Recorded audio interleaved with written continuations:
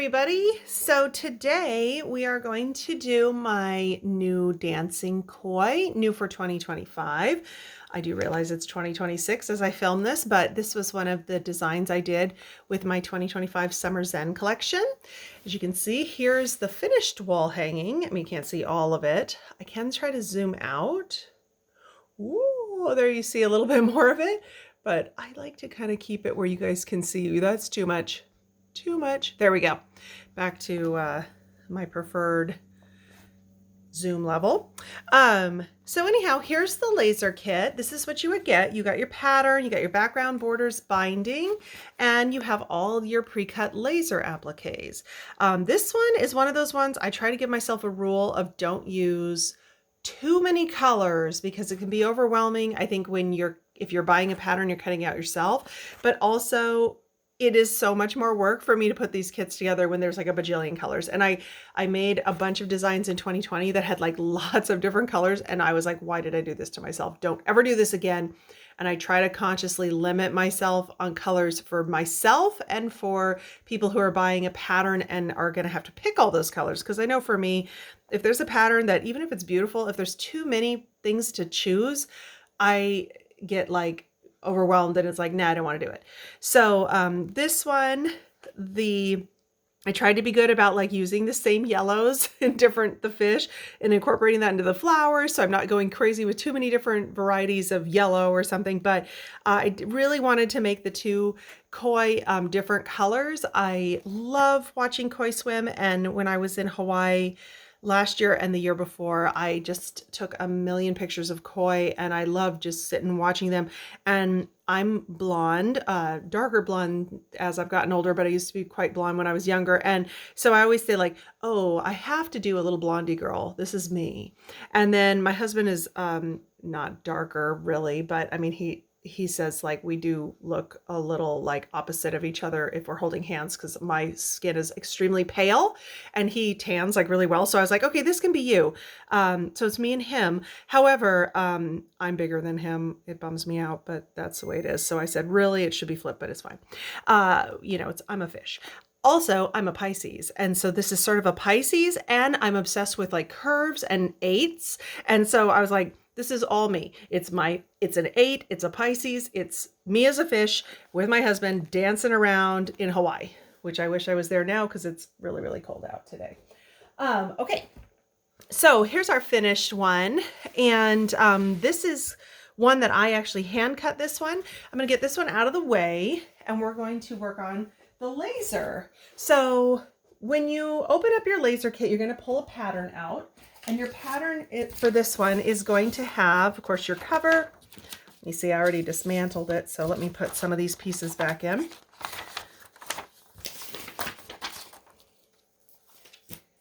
Okay, this is already open, so I'm going to tuck this in. So this would be in here too. Just put it all back together and stuff it in there. Okay, so this is your pattern. Boom.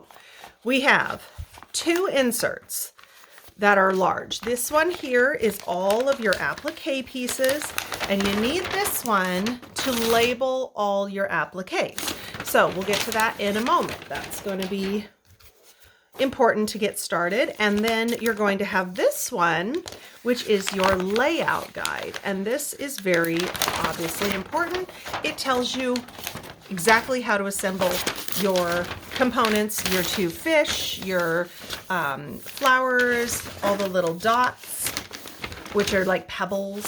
And so the fish, like here, fish B, we're going to put her together in numerical order and everything is labeled. So we'll get through doing that. We'll get both the fish done. We're going to go through the whole process, but this one we're going to be using the majority of the time for the laser kits. And then if you got one of my first printings, I missed a piece.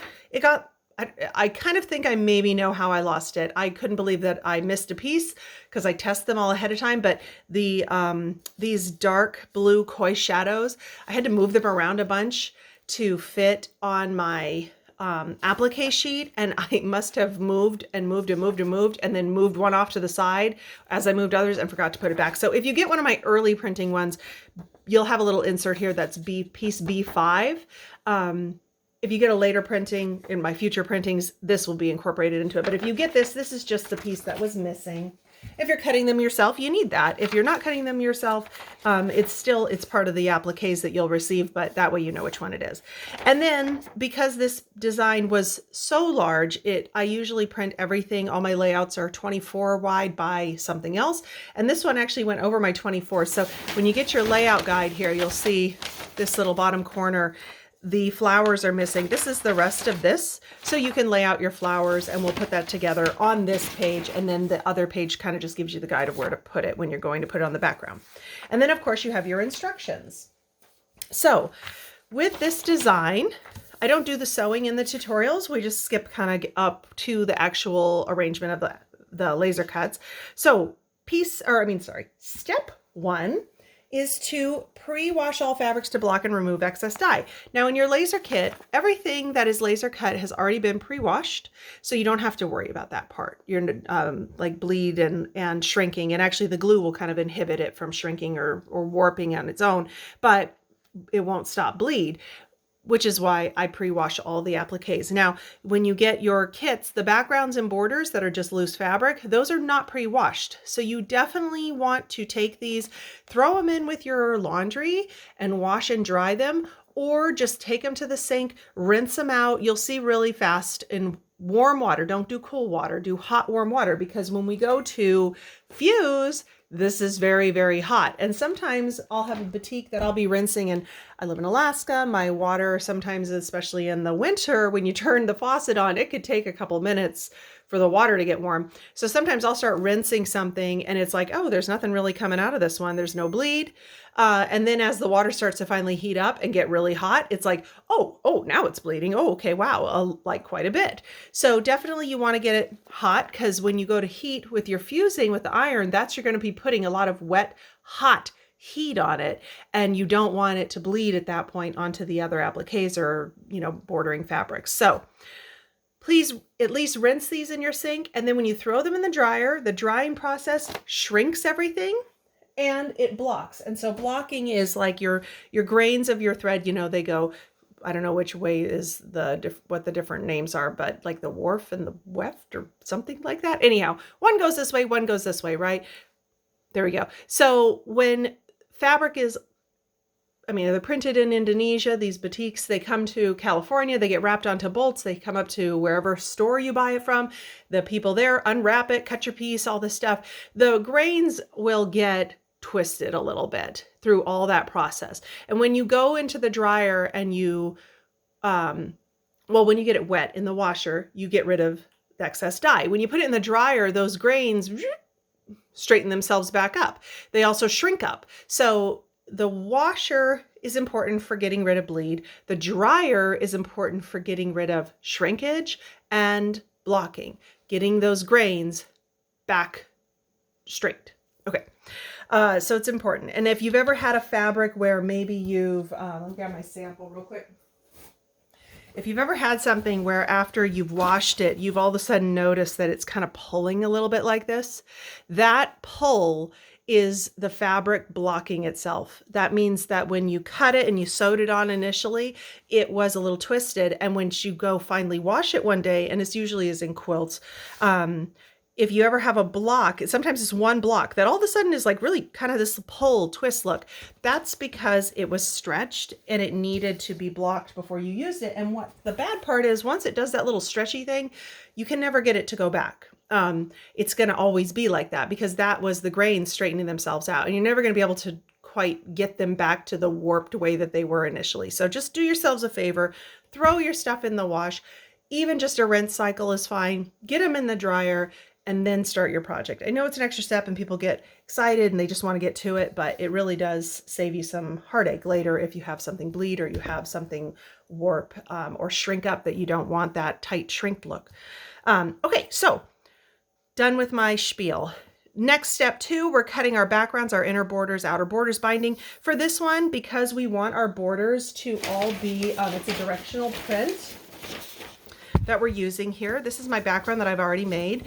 So I've got my background. We want our borders to be upright on top and upright on the sides. So the way that the borders are cut here is really important. You're going to take the 44-45 width of your fabric, so selvage to selvage on this side, right? You're going to trim off 4 inches on each side, and that's going to be your side borders. And then you trim those down, and it tells you to 24 inches. So that's what you need for the side.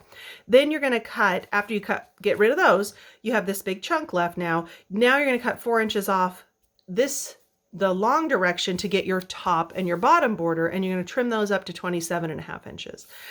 The rest of the fabric, the chunk that's left over, that's for your binding later, and then you can chop that up into your 2.5 inch strips to do your binding.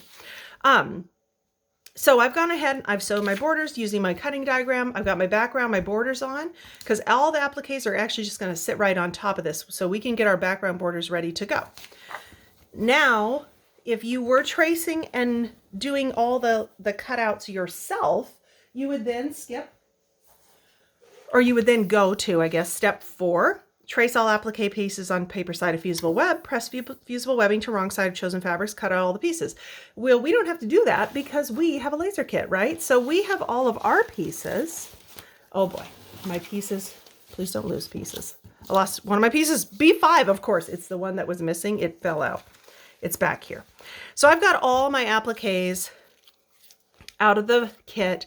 And if you have some appliques, these, by the way, I just kind of tossed these aside as I was putting kits together, one of everything, so I could do this. But if you have an applique that, say, has a fold in it, like this one would probably have a fold something like this. I'm just going to fold it.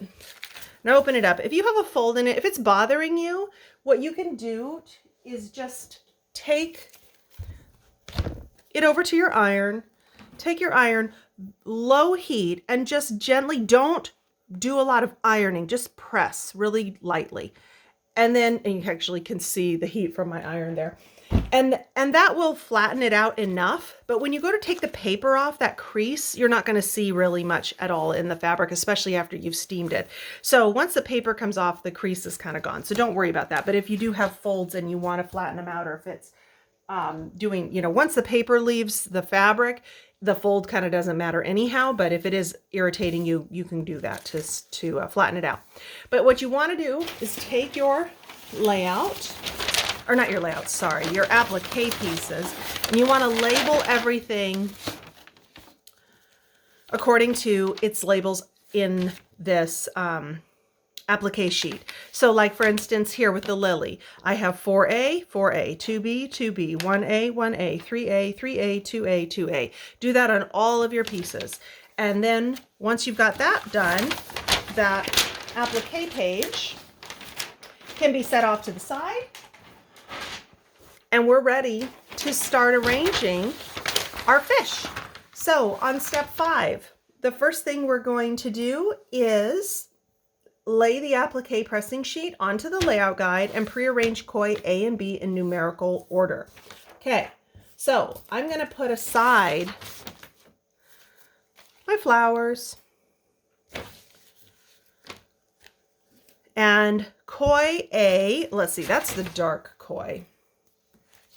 Just going to kind of move some of these out of the way. What I like to do is kind of get it to where everything I need is within reach, just off to the side. So I'm going to kind of move this over a little bit, and just so we can see him, make sure I can see all of him. Okay, we can see him all. So I've got an applique pressing sheet here, and this is one that I had bought, a huge one. It's a little dirty. If you have some pencil smudges or anything on it, you can just kind of wipe it off. If you need to, you can get this damp and wipe it off, but usually just rubbing with a, it kind of takes, you can see, yeah, that yucky pencil marking off there.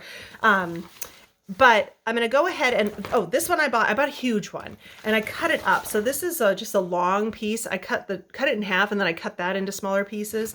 If you have a starter size, like the, what is the size? 13 by 17 is kind of the size I started with. This one here I think it will fit on that size. Let me just see. Oh yeah, 13 by 17. It's tight, but he will fit, and he's the bigger of the two. So you can use that size. And then if you can put it onto the back. You can like store appliques you've already put together, put one on one side and one on the other side, but it's going to be, you can't going to be able to see through the appliques for doing the other fish if you were to do one on one side, one on the other. So if you only have an 11 by 17, arrange A and then take some parchment paper. We'll peel him off. You can put it and set him on parchment paper. Don't iron it on the parchment paper, just set him on the parchment paper. And that will keep dust and pet hair and stuff like that from sticking underneath the applique while it's off to the side. And then you can arrange the other fish after that. And then your flowers and all that stuff. I have multiple applique pressing sheets. If you get into doing this a lot, you might want a couple of them. And my favorite size is the 18 by 20 size. Highly recommend that one if you're getting into it, because a lot of my larger animals fit that much nicer and easier than the 13 by 17, but 13 by 17 is a good starter.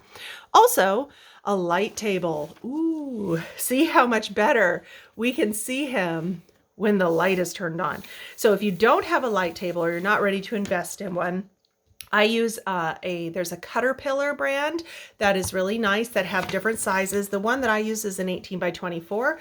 They have, I think, a 17 by 13 size is the medium. It's a little over $100. I think below 150 though, or around, maybe around that now. I'm not sure. I haven't looked in a while, but they're really great. And if you get into it, they're nice and flat. You can also do tracing and drawing and all kinds of other art projects on them, but they're awesome. And if you get into doing these, a light table is a great investment. You can also just use a glass table, stick a lamp underneath, or you can use the window and just tape your background up on the window and then kind of tape this to it or pin this to it to hold it in place. And then you got yourself a light table. Speaking of holding it in place, if you don't want your stuff to move much, you can also use these little clips or tape, like I said. And I just will clip like in a couple spots.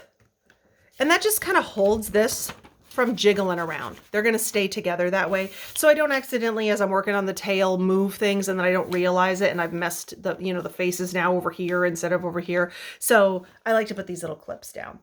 Okay, so we're going to start with A.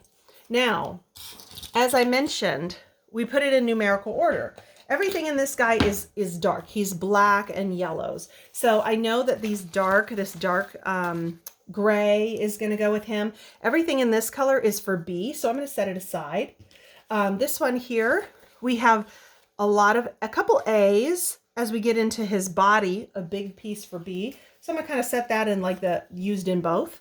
This one is everything is for B on this one besides for flowers. So I'm going to set that again off with B. This one, everything's for A. So that needs to stay. This has a lot of stuff for A. A few things for B too, but mostly for A. So we're going to need that one. This dark black, A, although we do have some eyes that are going to be for B. So hang on to that. I don't need any of the lily pads. This has for both. This white is B and flowers, so I don't need that again. I'm going to stick that in a pile for B. And then we have these shadows, which we need these for both of them. So I kind of put the ones aside that I know I'm not going to use right now for doing A, and that way it's easier to find stuff. One thing that you can do is if you want to, you can go ahead and pop out all the ones for A.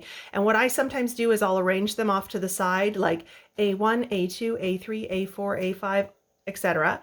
And that way it's easy to find them and grab them and just get going on your fish or whatever animal you're doing. But when I'm doing a laser kit, I found that I kind of like them to stay in the little sheets because some of these little tiny pieces, I might lose them. And there's so many different things going on and I've got, this everywhere. I don't want to lose anything. So I've gotten into where I just look at what it is. And it's kind of like, if I need to, I can reference my photo and be like, what is this color? Oh, it's going to be an orange. So I know to look in the oranges for it. But, That's what I like to do when it's a laser kit. When I've hand cut them myself, and if you ever do that, what I'll often do is I'll take all my little pieces and I'll stick them in like a plastic bag or a Ziploc, and that way I don't lose everything. I've even done like with the fish, you could get a bigger bag and stick everything for fish B in one bag, everything for fish A in one bag if you're cutting them yourself, and that way you don't lose any of your pieces. And then when I've hand cut them myself and I have them all popped out, it is nice to arrange them so that you can also see if you're missing something. Because it's nothing's more irritating than you're putting your fish together and all of a sudden you can't find A13. And it's like, where is A13? Where is A13? If you've already arranged them, put them off to the side, you know you have everything. You're not missing anything too. So just a couple little tips. Okay, so let's get going. I know that we're starting with our shadows and we want to find A1.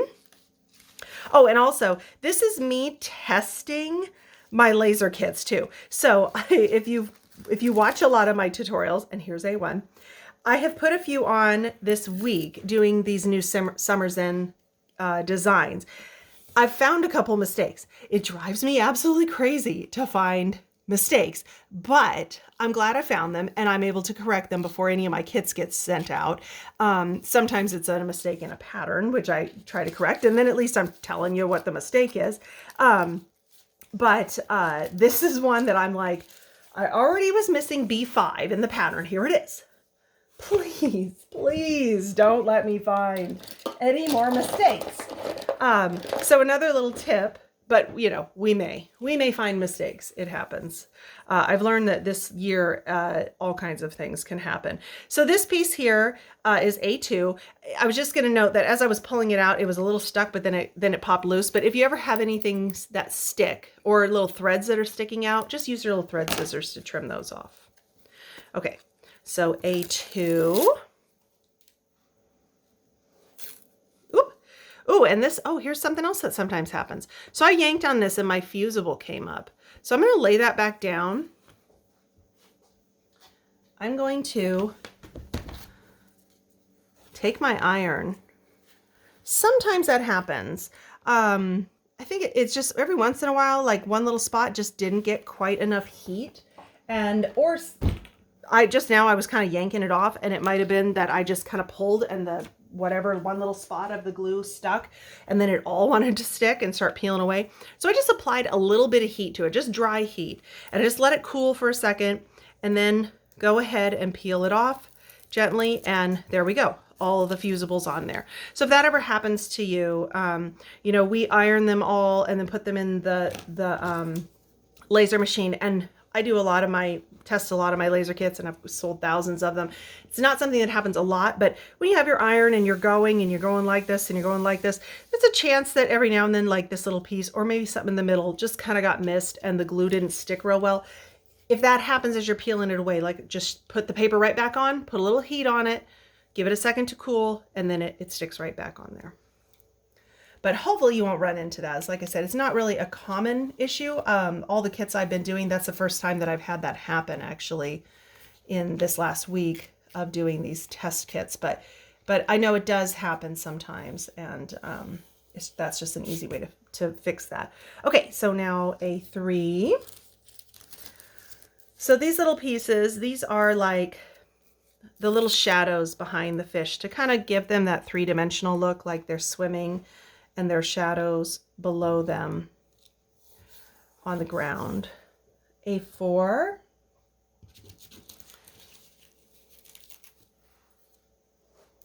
And when you're going to peel these appliques off, I also, I have a little thing that I do that I didn't even realize I did. And this lady who was in a class with me was like, what are you doing there to get these to peel off? And I was like, I don't know. And she said, you do this thing. And I realized I fold towards the paper.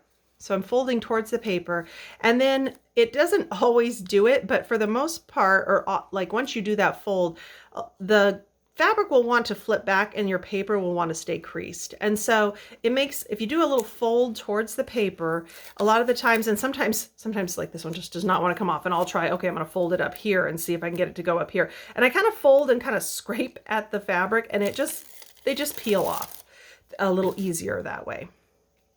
Okay. And on 5, like here's 5. The other thing that I do is I look for definitive edges. So this one, I know that little point, that takes us up to here. And then the rest of it, I just don't ever try to force things to go somewhere. They should just sort of fall right into place. If you're trying to twist and force it, then lift it all back up and lay it down again, because you shouldn't be doing a lot of forcing on these, or it's just not quite where it should be. What's going to happen is it's going to end up kind of pulling your fabric later too, because the fabric's wanting to go a different way. So you should not have to force anything. Okay, so that's everything for A. Everything left in the shadows here is for B. And I just put this off to the side. And then let's move on. We were on piece 6, so 7. A7. A7. Here we go. A7 is going to be one of his fins.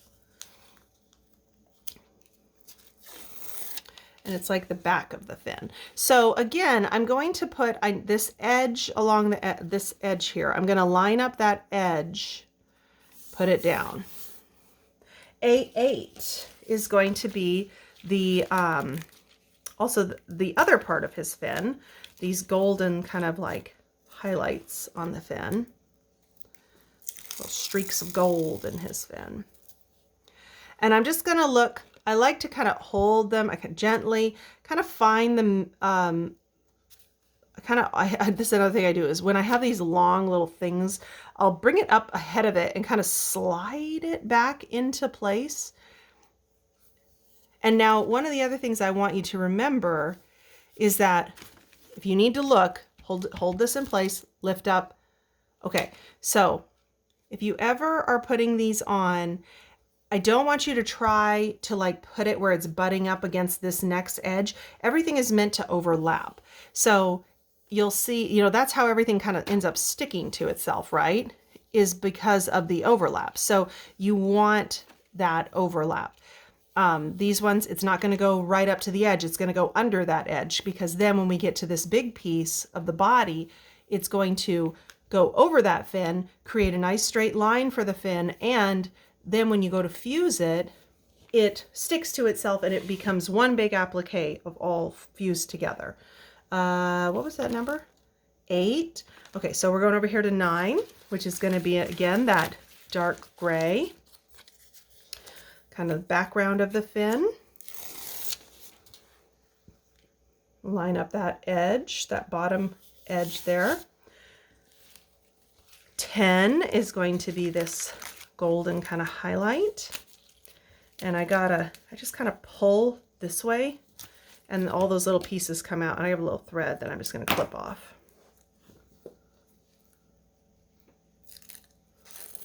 And gently, and be gentle with these little skinny, delicate ones, because they are, after all, it is a woven fabric that's really being held together by glue right here. Pull too fast, you could tear it. You can also stretch them. So just don't be too rough with them. And if I didn't have my light table right now, I would not be able to see, because even with the light table, it's a little challenging to see exactly where to go through these dark fabrics, but the light table helps a lot. And again, if you get into doing these kits, I very highly recommend investing in one. Okay, so what were we at? 10. So now 11 is down here. We're going back to that dark gray. Fold it toward me.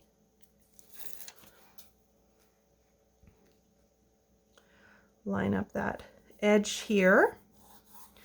And then 12 is going to be in here, I'm sure. Yep, right here.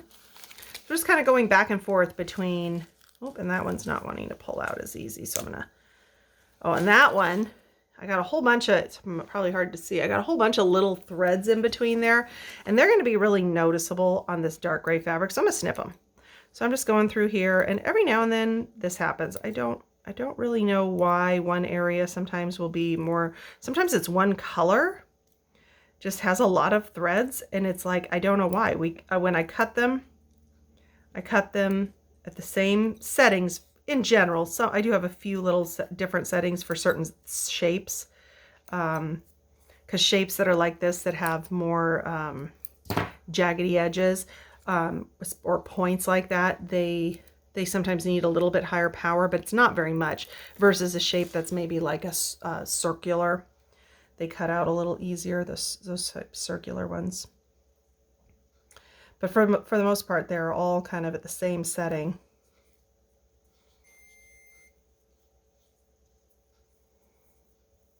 That's my iron telling me it's done with me for now. It's going to cool down. So back over here now for 13.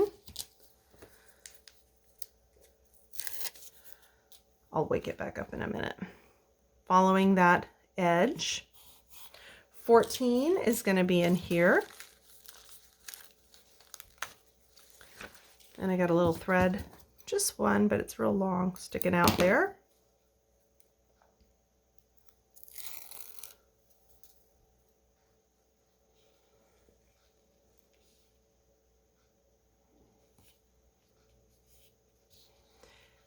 And these little guys, because they're so thin, they kind of will move easier. Like if one, you know, they're going to want to move more, like these bigger ones where I said don't force something. It's a big piece and it's going to lay flat the way it is. These guys, I could move that one over there if I wanted to, and it's not going to really do much. So they do have some movement where you can kind of pick it up and put it where it should go. Okay, 15 is over here.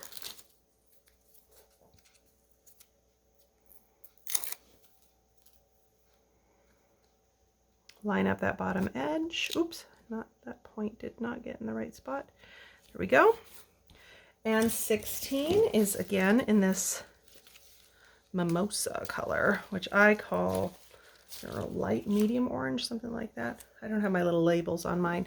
So all of your kits, like I mentioned at the beginning, as I was like, I'm going to do this one as a laser kit example or tutorial. And I thought, I'm just going to go ahead and just throw one of each color off to the side. But when you get yours, when you have a piece like this that says like off-white on koi, you're going to have a sticker on here that's going to say off-white on koi, which will match what it says in your applique page too. So you know for sure what's what.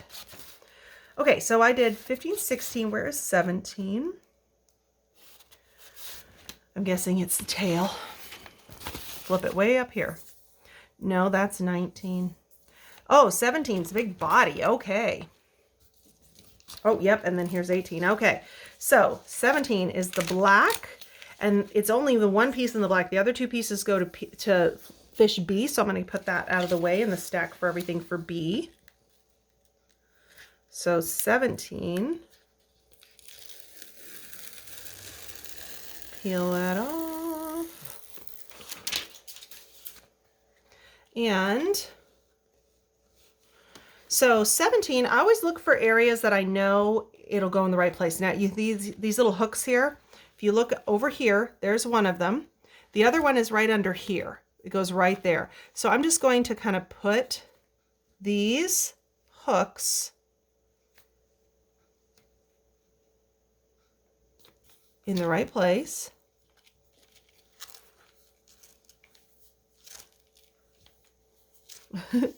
Lift and put it down, lift and put it down, lift and put it down. And one thing I noticed is that when I put this one on, it was what number is that? Number 8. They're kind of, my points are kind of going off. I should have moved it back a little bit. So this is a time where I can lift this up and I can make that adjustment. So I needed to put this back.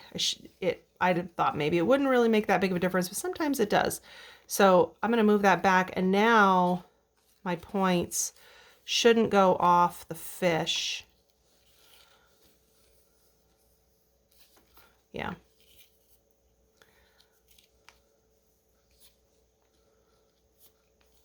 Off the fish fin.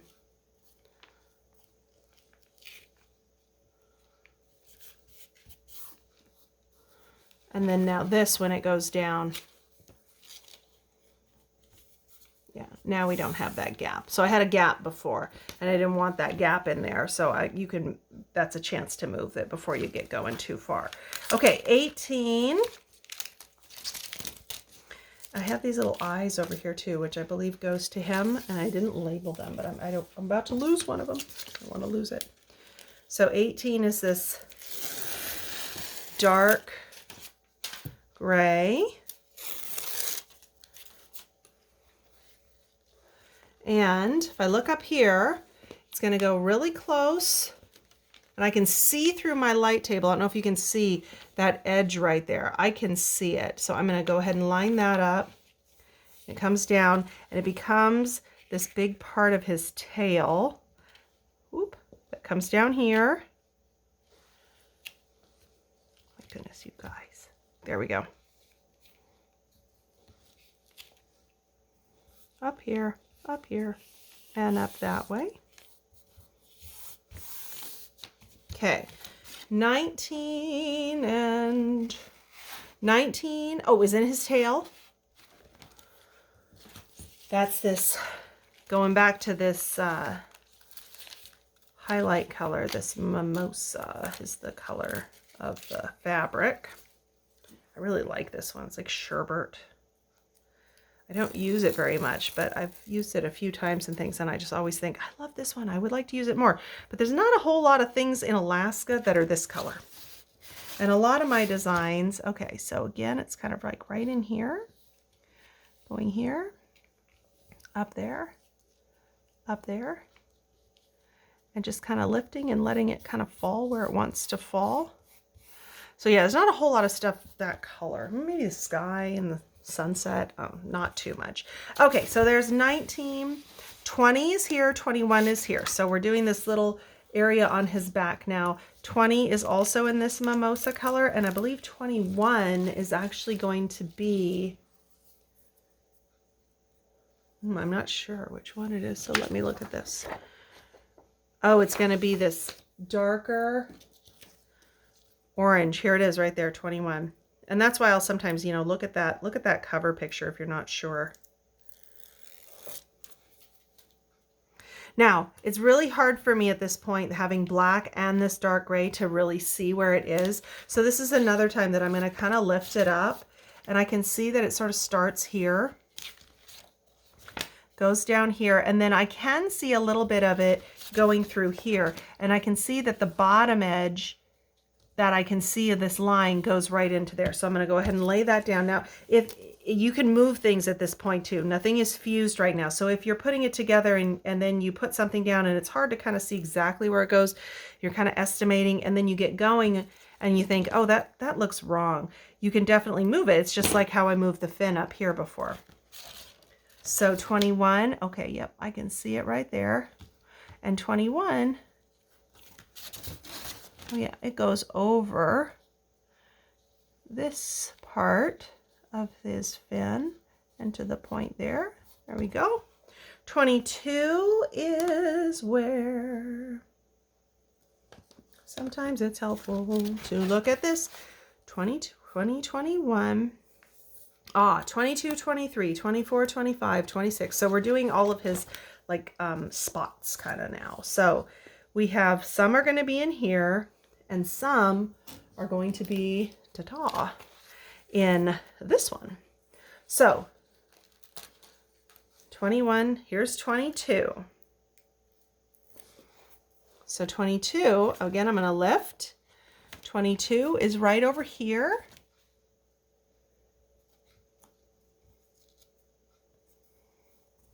23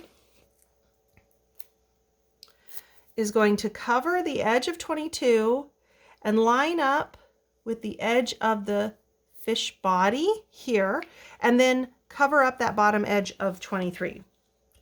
24, and that edge there kind of is in line with this black light color, so it kind of keeps that edge going. It's probably hard to see with you guys in the dark. Do I have something on my, oh no, it's just the light. Okay, thought I had something on my camera for a minute. 22, 23, 24 is right here, and it goes right down this way. I'm going to move it up just a little bit like that. And again, you can move these if you feel like they're in the wrong place. It is, this guy, he's harder to see through because he's so dark. The other fish will be a little easier to see through. So if you want to start with B, get used to the process and then do fish A, that's totally fine. And then this is again going to line up the edge of the fish here and then kind of cover the edge. Oh, and I just finally, I can actually see where that curry color, this one I'm messing with right now is curry. I could just see where it goes.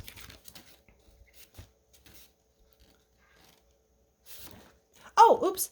I'm lining this up with the wrong thing. That's why it looks weird. I was just lining it up with this one, and that's not right. That's the shadow. They're dark. It's hard to see. And this one now, I feel like it's too close to that. I'm just going to move it over a little bit. Boop, boop. There we go. These darker colors, sometimes you have to have a little artistic license and just kind of place them where you think they look best. 25. 26 is up here. And you definitely, you can do whatever you want, you know, in the end too. It's your kit.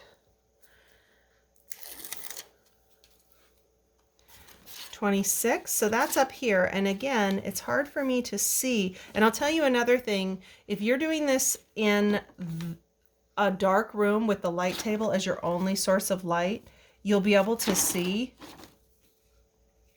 a lot better even through these darker fabrics. I'm just kind of looking and estimating where that top one is based on like, okay, oh yeah, it's probably over a little more that way, but I think that looks fine. I'm not going to worry about it. So 26. So now where's 27? 27, 28, 29, 30. So we're doing his little whiskers. What are his whiskers out of? They're out of that light. Here they are, 27, 28. So again, look at your picture. If you're not sure, be delicate. And then 29 and 30, which are the eyes. Those are out of that dark gray. I forgot to label them. And I have a little thread here that I don't like. I'm gonna get rid of those little threads sticking out. There we go.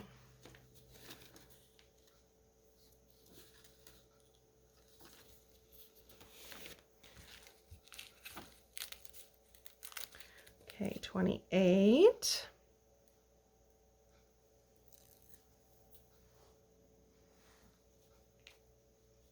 And I don't know if you can see it in the camera. There's a few threads that got pulled out of my applique. On the light table, you can see them. They look like these little lighter lines.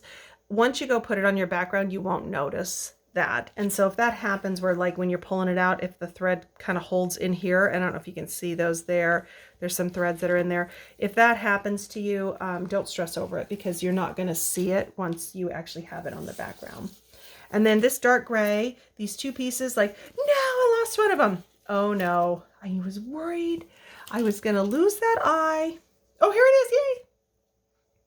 Oh good, I was going to say you could cut another one. I would have cut another one, but I hate it whenever I lose a little tiny piece. Any of this, I could have cut another one. And if you have to do that, you can use your applique page and just trace out another eye. Put that up there. My guy's a little off, so I'm just going to put it so, you know, his eye is actually on his body. Yeah, if you lose something that's not too big, you can always, you know, and some people, I taught a class and there were ladies that were like, I'm keeping all of this. All of this is, I can cut out appliques out of that. And it's like, absolutely, you know, it's yours. Do whatever you want. Don't waste if you don't want to. Okay. Now I have 30. So now everything else are these little like fin or scales. They're not fins, scales. So that one, oh, there's a few here for A. And so it's all out of this darker orange and this medium kind of gray color here. So we have 31, 32, anything that's going to be on the black or gray part of his body is going to be out of these little gray scales. Anything that's going to be on the main part of his body is going to be out of these orange color, darker orange ones. So I'm actually, because it's hard to see where the scales are going to go, I'm going to unclip this. I'm going to turn the light off and we're just going to do it like this. Okay. So I'm gonna estimate this one here, right kind of between his whiskers. I'm gonna put that one there. This is the other thing that I always tell people, like, if your scale is not in exactly the right place as my scales, then bravo. Now your fish and my fish aren't identical twins. That's okay, because even identical twins have things about them that are different. So that's a good thing, to make your fish unique. If yours isn't exactly like mine. So don't stress so much over everything always being perfect. All of my designs are nature. Nature is always different. Never is any two fish or any two flowers the same, and you don't need them to be exactly the same. So if you decide you want to put your scales in different places, or if you say, you know, I'm going to cut out extra scales, I love the scales, I want more scales, then by all means put more scales. 34, 35's down here, and again it's going to be on the gray, so we know we want a gray goes on gray, orange goes on orange. So 35 is going to be right about here. 36 is orange. 36, 37 is going to go right about here.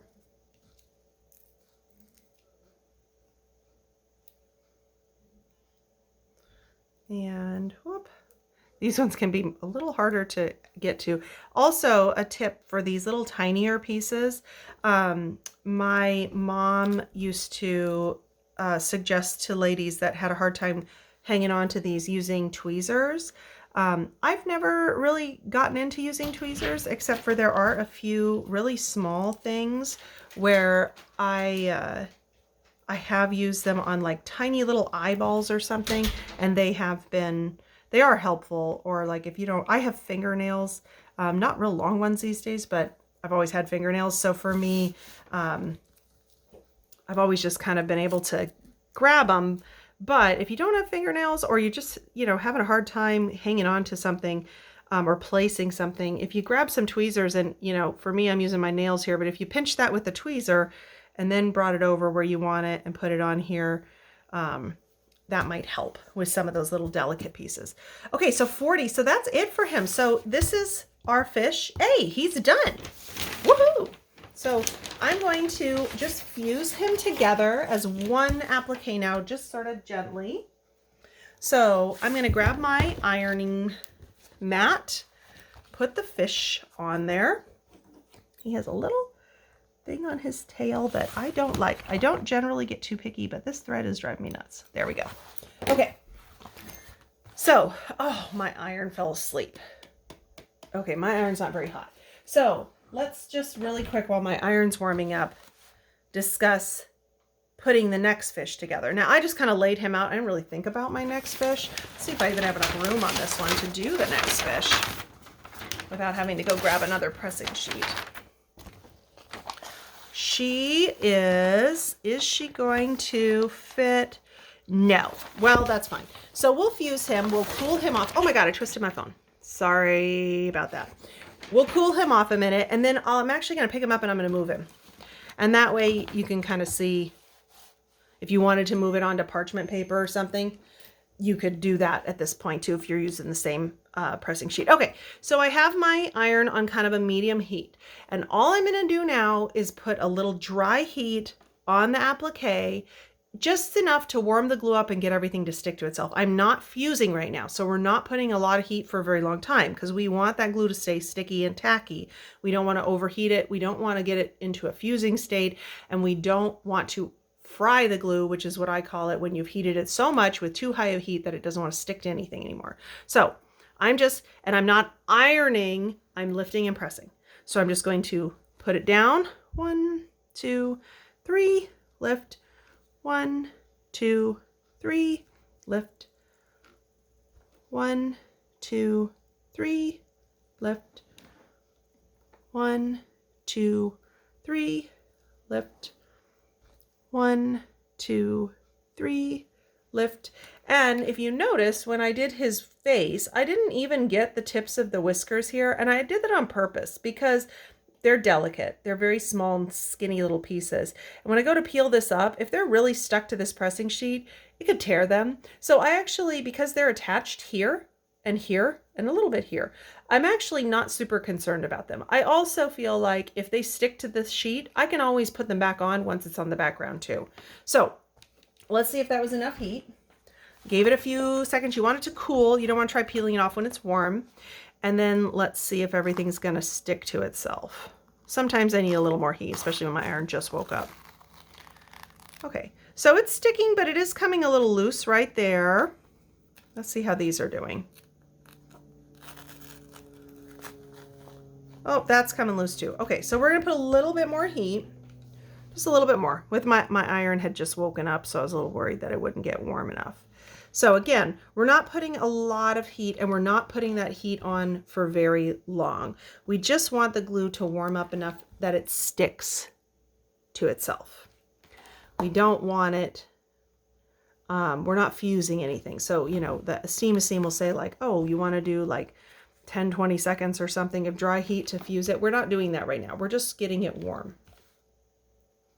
We just want him to be one applique after this. So I'm just putting some air under it. I just want to cool it off a little bit. And then the other thing that I do when I go to peel it off of a background is I will peel from the outside in. His body's one nice big hefty piece. These little fins could peel off, and they could even come loose just like that one was wanting to before. I don't really care if they come loose a little bit, but I'm going to lift toward the body for each little fin and for his tail. And I often will do this where I just kind of bring it in a little at a time. Start with that fin. Oh, see, that one didn't really stick, but you know what? I'm not really worried about it because I think it's stuck in here. Nope. Okay. I can tuck that under, or I could leave that out. And when it comes time to put it on the background, I could just put that piece in place and then stick the body on it, right? I could just do that. Okay. So while that's cooling, let's lift up his face. Okay, let's try to lift up this. Oh, that one's not wanting to stick on me either. Boy. I also turn my iron down because I don't want people to think that you want to put it on a really high heat. I have this iron in particular. You know, everybody knows your own equipment, right? My iron, I often need it on max. And I don't like on the videos for it to be up that high because then people are like, well, yours was on max, but my iron sucks and it is not a very hot iron. So I will put it on max because I need that heat. But for general, if it was an iron that got really hot, I would not want it to be on max, right? Because then it could overheat my glue. So there we go. So we have him. Here he is. Ooh, la, la, swimming around. So I think if I move him, now what you could do is if you don't have another pressing sheet, you could get a piece of parchment paper, just lay him down on it like that and set him off to the side. That would be fine. Don't iron him onto the parchment paper. Just lay him on it and set him off to the side. Now, I think with him, because I don't really want to go leave you guys and have to go get another pressing sheet, I think if I move him like this, flop, flop, flop, I think I can get his girlfriend over here. Let's check.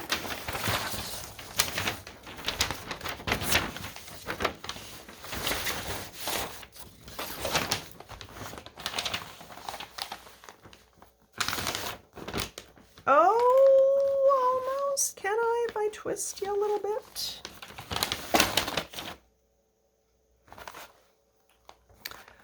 So her little fin is going to hang off a little bit over there unless I move him again. Let's try. No, I don't want to lose that piece.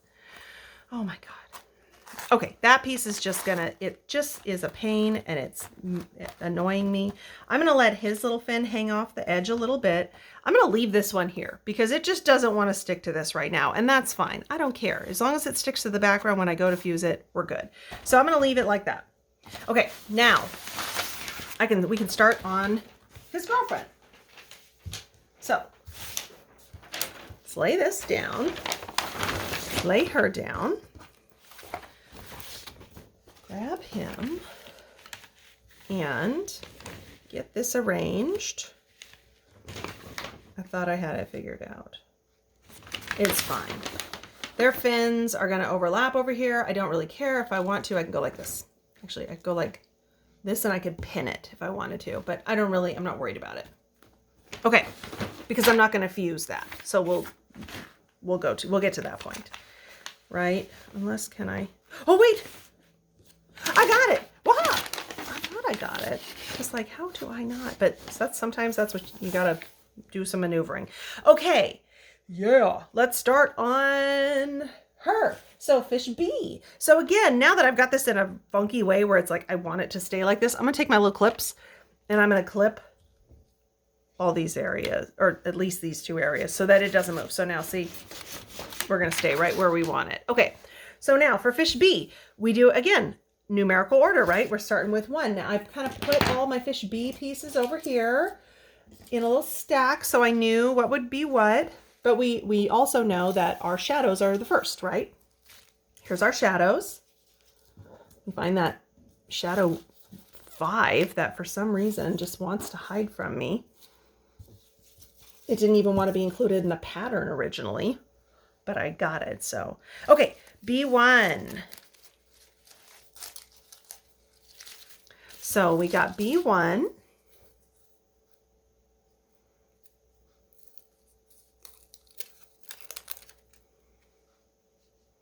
And I'm following, again, this like outer edge. So the label is in, whoops, where is it? 1. 1 is right here. So I'm following the edge of 1 because I know that edge. This edge is going to get hid. This edge is defined. So we follow number 1. Number 2.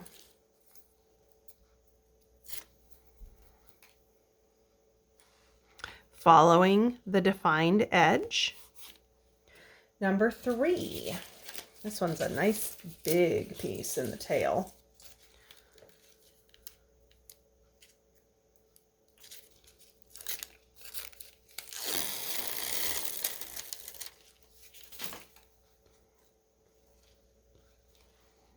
And I'm following that edge and that little curve there.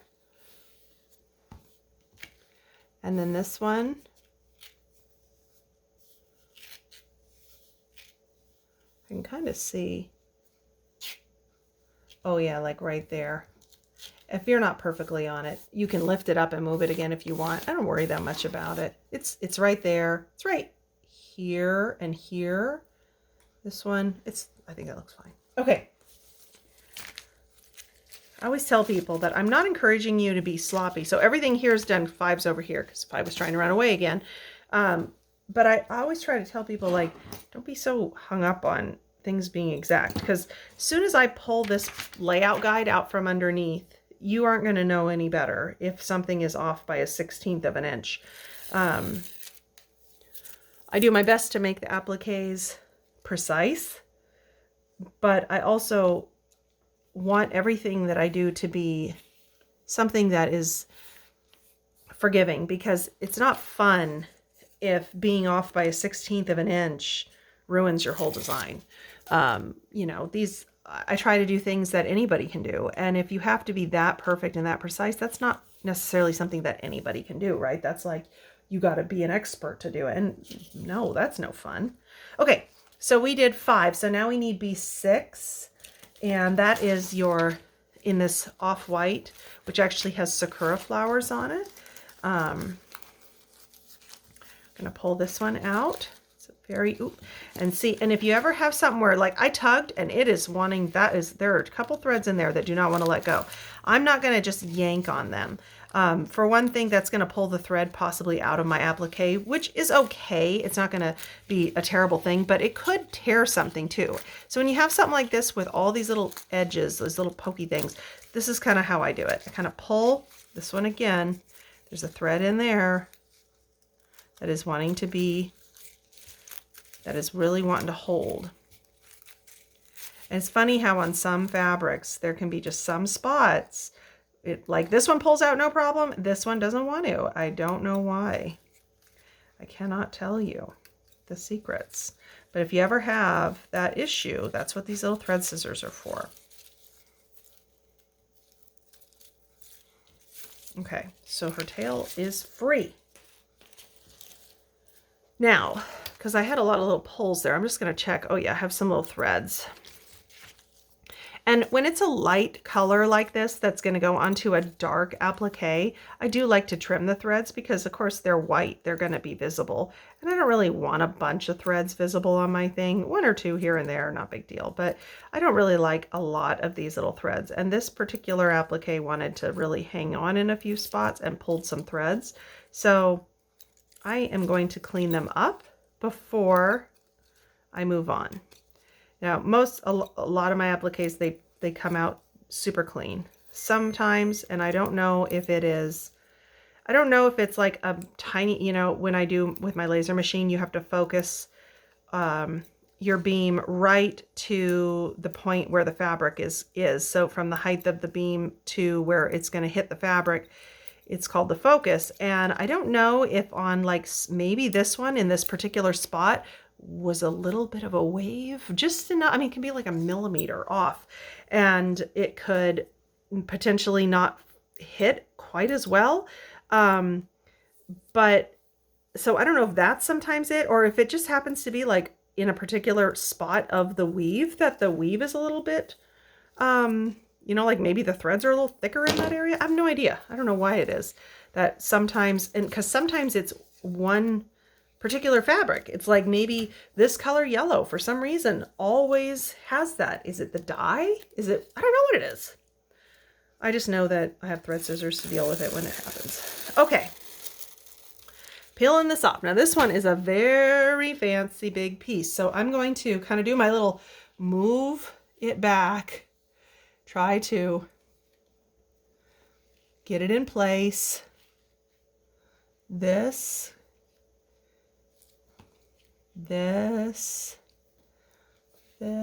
goes over here. This one goes here. This one goes here. And I'm just kind of lifting them up one at a time, kind of laying them down, covering up. There's going to be a piece that's going to go on the bottom here. So I'm just kind of wanting to try to get most of these kind of in place. Kind of lift them, get some air under them, try to put them, because these little thin things like this, they can kind of move on their own and have their own ideas where they want to go. And I don't really fight with them too much. I'm just like, if that's where you really want to go, then fine. If it's really off, I'm going to change it. But if it's like this off or like this one here, I mean, I can fix it. It's actually going to move. It's going to move anyhow. I'm not going to fuss with it too much. 7 is in this yellow. So we finally have, finally getting into this bright yellow.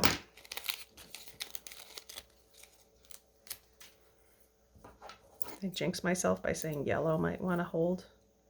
Got a couple little threads here. Whoop. Okay. Okie dokie. Here we go. Blech. And I think this is the right way, right? Yep, that's the right curve. Sometimes these S ones, it's like, I don't know which side I start with. Which side of the S? Okay. 7. 8. What's 8? I guess I should look at these because it's probably, we're starting a fin. That says 9. So is there, yep, 8. So 8 is going to be in this light kind of oceany blue. It's called Splash, the color.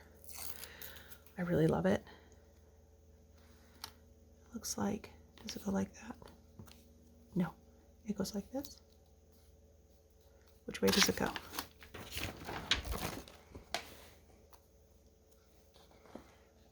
Uh-oh, do I have an issue here? No.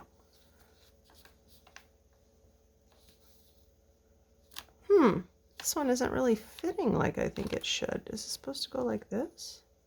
That can't be right. It must be like this. Well, this one I don't think oh no, it's because I have the wrong one. Oh my gosh, I was going to say this one is not fitting. And that's another thing. I think I don't know which one that was. Oh shoot, now which one is it? This is 8. I grabbed the wrong one.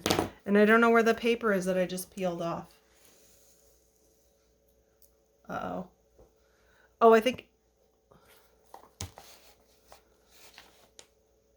it might be that one.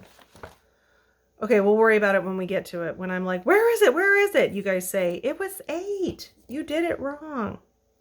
I do want to check my thing to make sure I didn't write it wrong. In here. B8, B10. So that one's 10.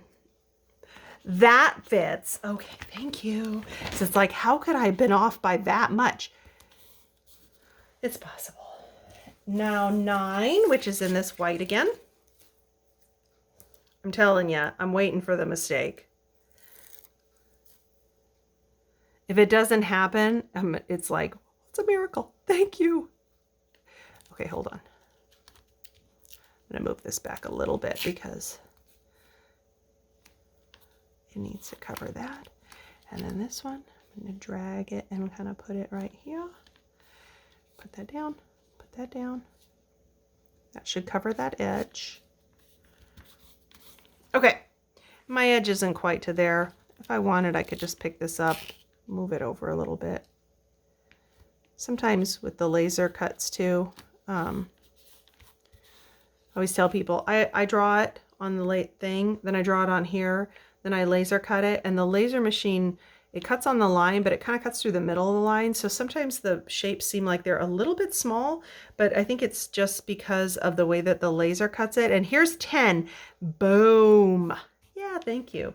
That they kind of, because they cut through the center of the drawn lines, that sometimes they seem a little bit small. So when that happens, I just sort of put it through the center.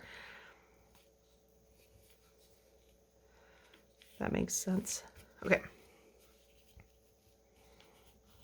10, 11, 12, 12. Oh, 12's got all these little threads. One other thing I was going to mention, I forget to sometimes say this. I am not a social media person, like, at all.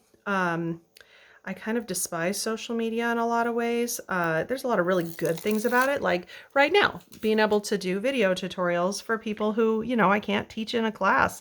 And I don't teach classes very much actually. So it's also like, it's nice because guess what? I'm not someone who's often available for classes. So I appreciate being able to teach this way. 12, 13, I have 14 written here. Like I said, I'm looking for that mistake right now. I don't trust myself at all.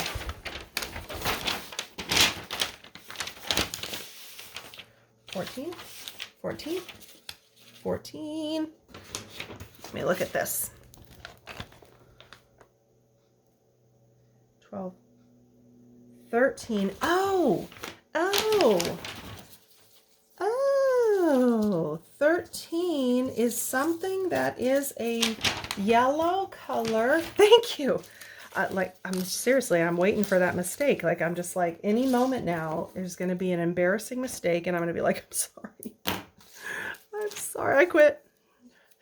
Anyways, back to me with social media. So I am not a social media person.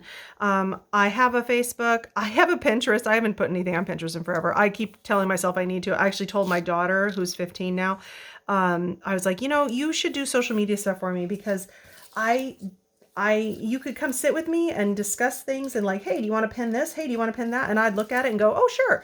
I just don't have a lot of free time, and the free time I have, I don't really like spending it on social media.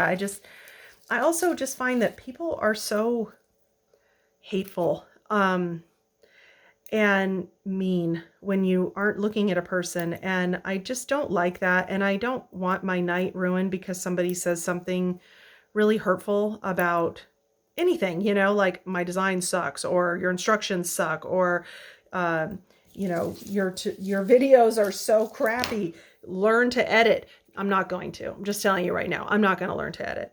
I basically came to the conclusion not last summer, but the one before when I first started putting tutorials up, that if I was going to wait to find the time to learn to do nice video editing, I was never going to end up doing this because I just don't have the time for that. And I don't have the desire to spend my free time doing that either, you know? So it was like, finally, I just thought, is it better to not have anything, or is it better to, I have a little gap right here. I don't like that. I'm going to move this back slightly so that I don't have that gap. Okay. So I decided, is it better to just like get something out there that somebody who, you know, can't have a class to know how to do this? Is it better to just have a kind of crummy video of my hands doing a tutorial, and at least it's there and someone can watch it and see how this process works, or not? And I thought, you know what? Okay, if I want to just get something up, I'm just gonna do it, and I'm just gonna video my hands. I just stick the phone above me. I have it stacked. Literally, it's on boxes here behind me, and a little thing to hold my phone up so that I can do these tutorials. And I just finally just decided it's better than not having them up. So they're not fancy. They're never going to be fancy. And unless my daughter decides one day she wants to get into it and get fancy with it, it isn't going to happen. But I figured it's better than not having it out there. It's better than not being able to show people, because one of the things I always tell people is, yes, my designs are very detailed and they look hard. They're really not hard. They are peel and stick. As you can see, this is a very detailed design. You can put this together. Anyone can put this together. I know that anyone can put this together.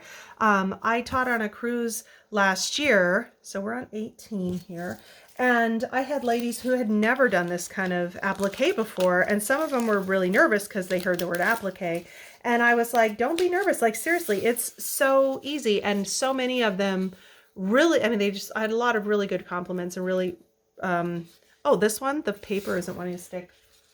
What do you know? What did I tell you before? It hadn't happened yet, and now it's happened 2 times. That, I'm just going to put a little heat on that. But anyhow, just understanding how the process works, that it's essentially like, you know, putting stickers. It's peel and stick. But I've had a lot of people tell me that it is therapeutic in that it's sort of like putting a puzzle together. And I said, yeah, but it's a puzzle where you are told where to put the pieces. You don't have to fight to find it. They're all numbered or alphabetized, you know, so you know where to put them. But anyhow, I guess in the end, I just really wanted people to see that the designs aren't as hard as they look, and that anybody can do this. And I very firmly believe that anybody can do this. If you, some of them might be more challenging than others, for sure, but they're all very doable for anyone. It really almost at any age. Okay, so let's see. So this one is going to be in his body here. We're following, and I'm following this line here with this edge as I go around to his tail. And then, what number am I on? Because I'm chattering. 19. So 20, 21, 22 is all in this fin up here. So anyways, back to social media. If you're watching this and you have a question, I encourage you to go on my website and email me. I try to answer all the normal kind of common questions while I'm doing these tutorials, because I do not check the comments, I guess is my point. If you have a question and you put it in the comments, it's very possible that I won't ever see it. Or I might see it down the road, like in a year, because I also post these tutorials about once a year. I kind of do a group of them.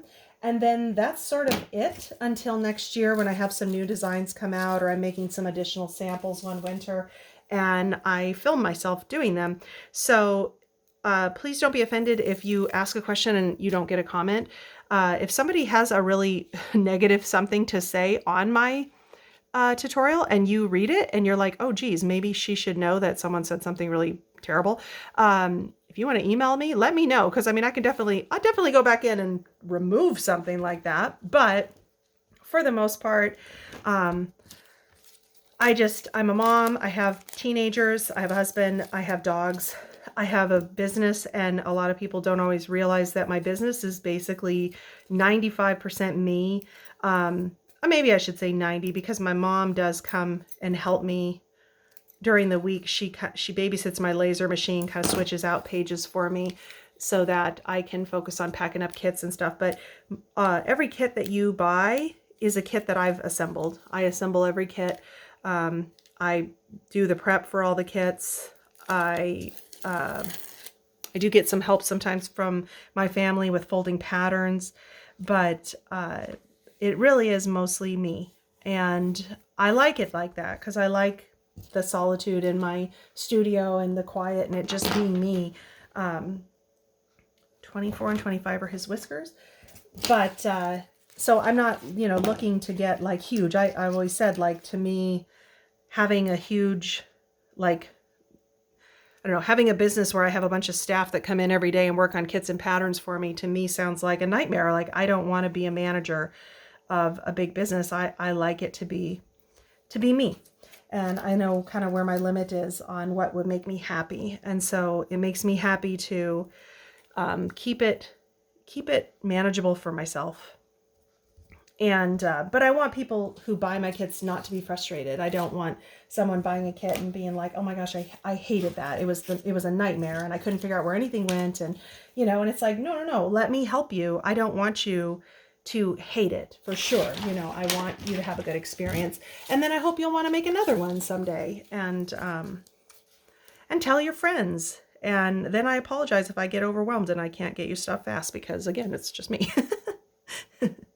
No, I try very hard. I used to a long time ago, pretty much from early November until about the beginning of March, I used to kind of have, like, I would have stuff to do, but I would have more free time and I wouldn't be quite as busy, which was great when my daughter was really young.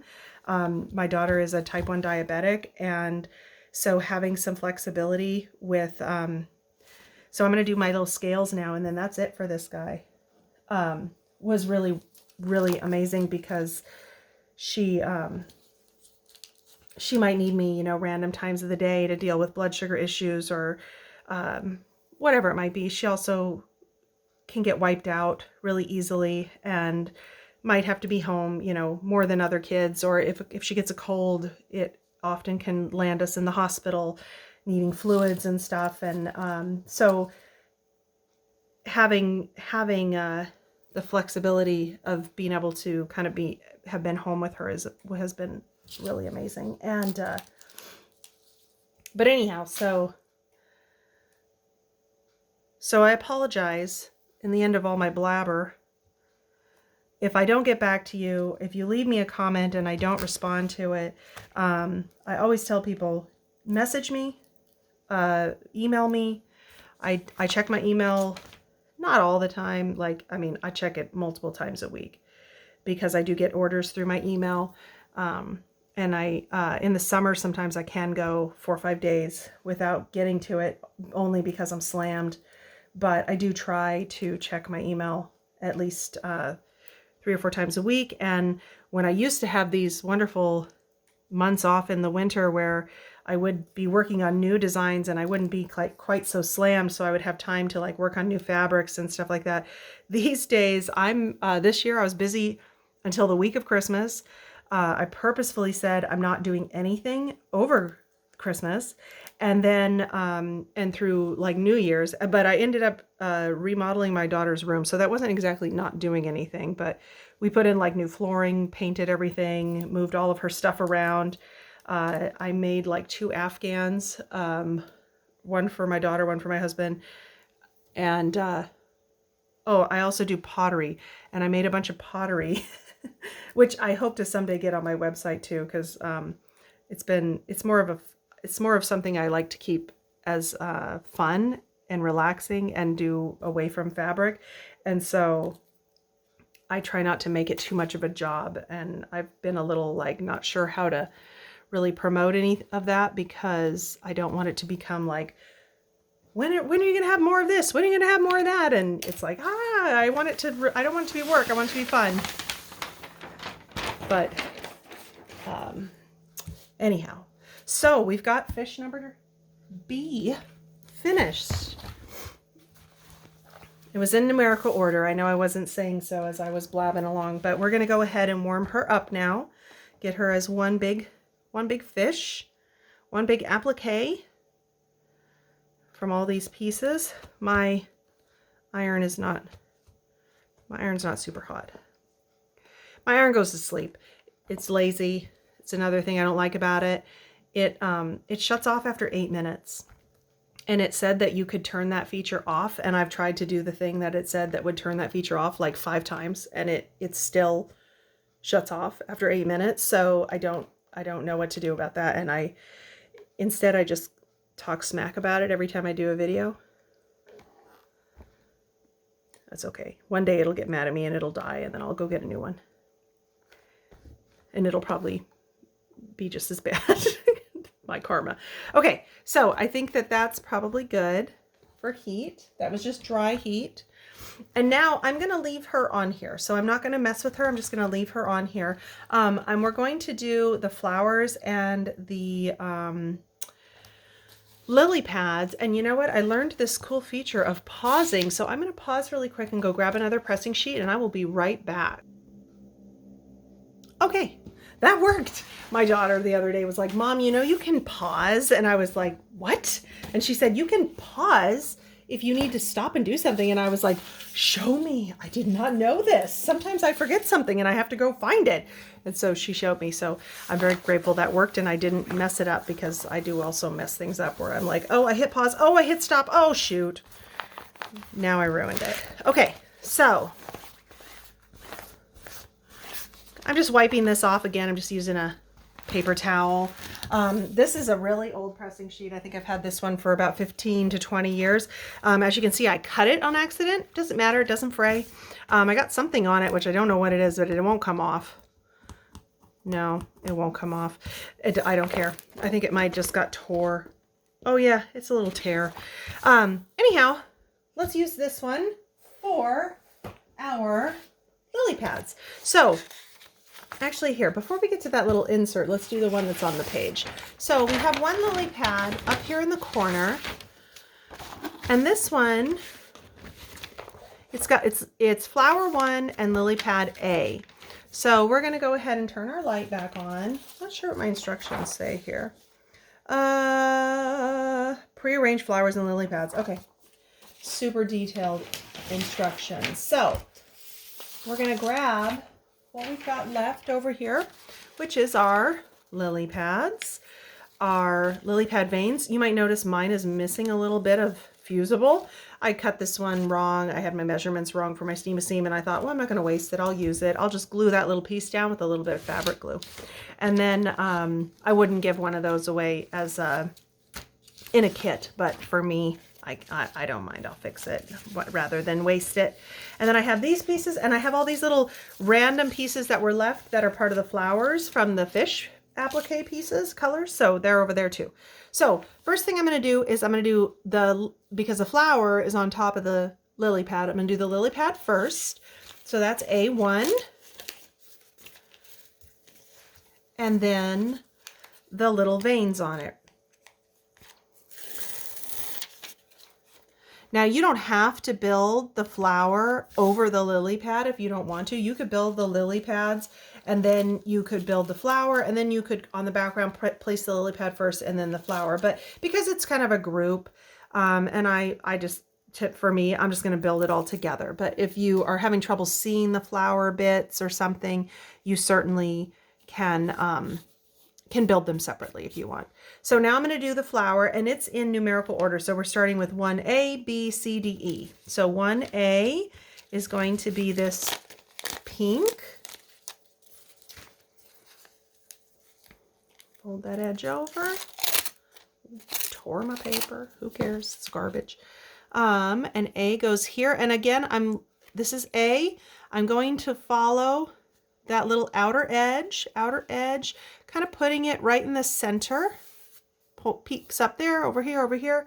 To do 1B right here out of this little pink fans print.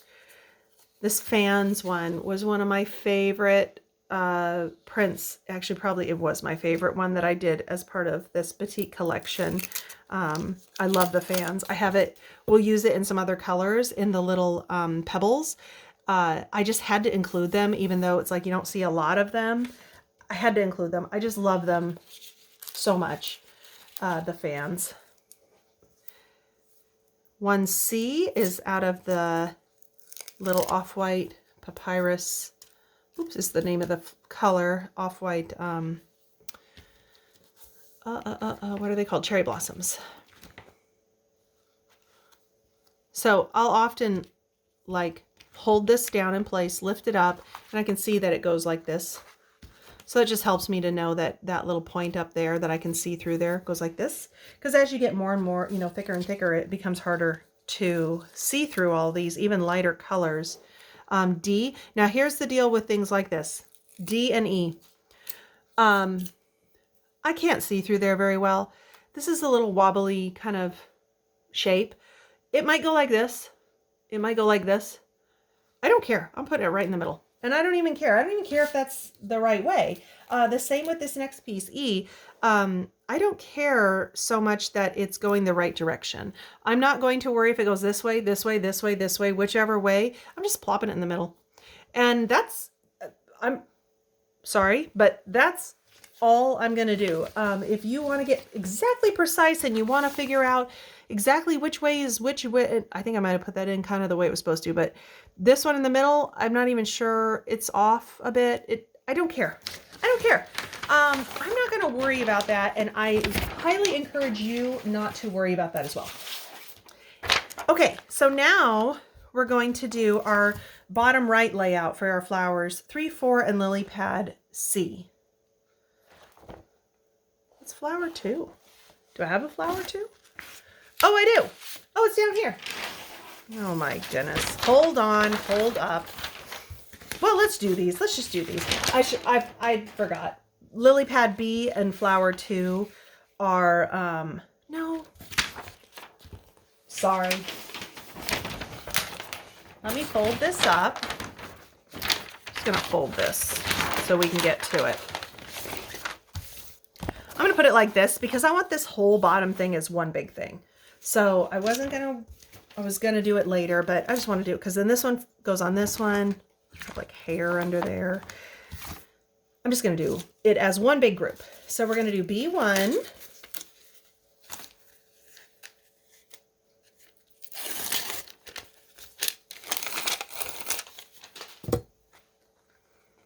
Which goes like this. B2. My daughter is on her way over here.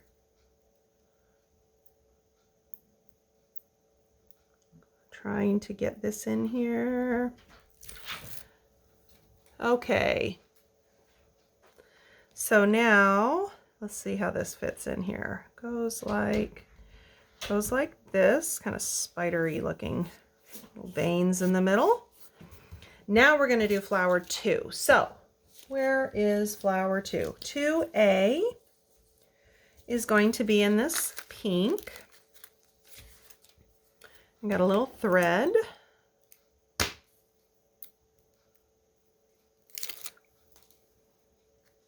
So here's 2A. 2B is just this little part that's peeking out. It's also from that same pink.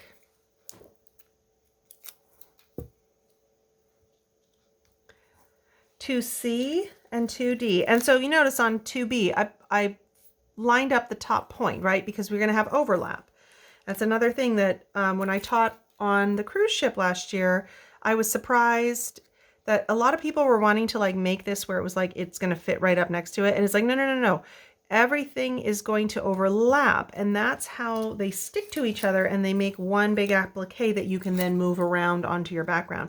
If you don't have that overlap, then you're going to end up having the problem where things, you go to peel it up and it's not going to stick to itself, and then you might as well have arranged it on the background, which is harder to see through. So I'm going to pull this one out of the way,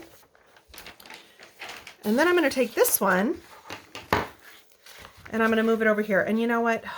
Man, what should I do?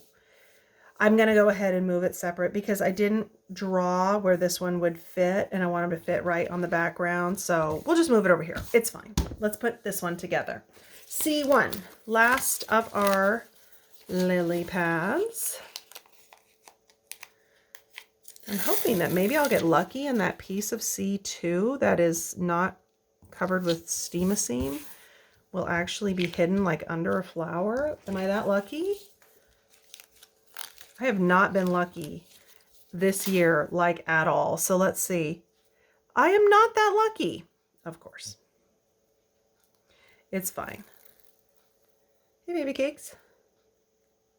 My daughter is standing next to me silently, not wanting to be in the film. Okay, so what I'm going to do later, let me turn this off. This little point, wake up, Iron. That little point, it is without steamosine.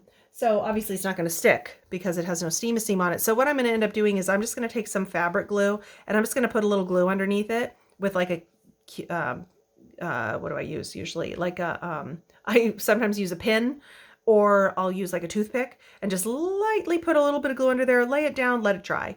The other thing I could do is I could even take a tiny piece of steamosine, but it's such a little piece. I don't want to get glue on my iron on accident. I'm just going to use some fabric glue. Okay, so let's do flower 3. A little thread there.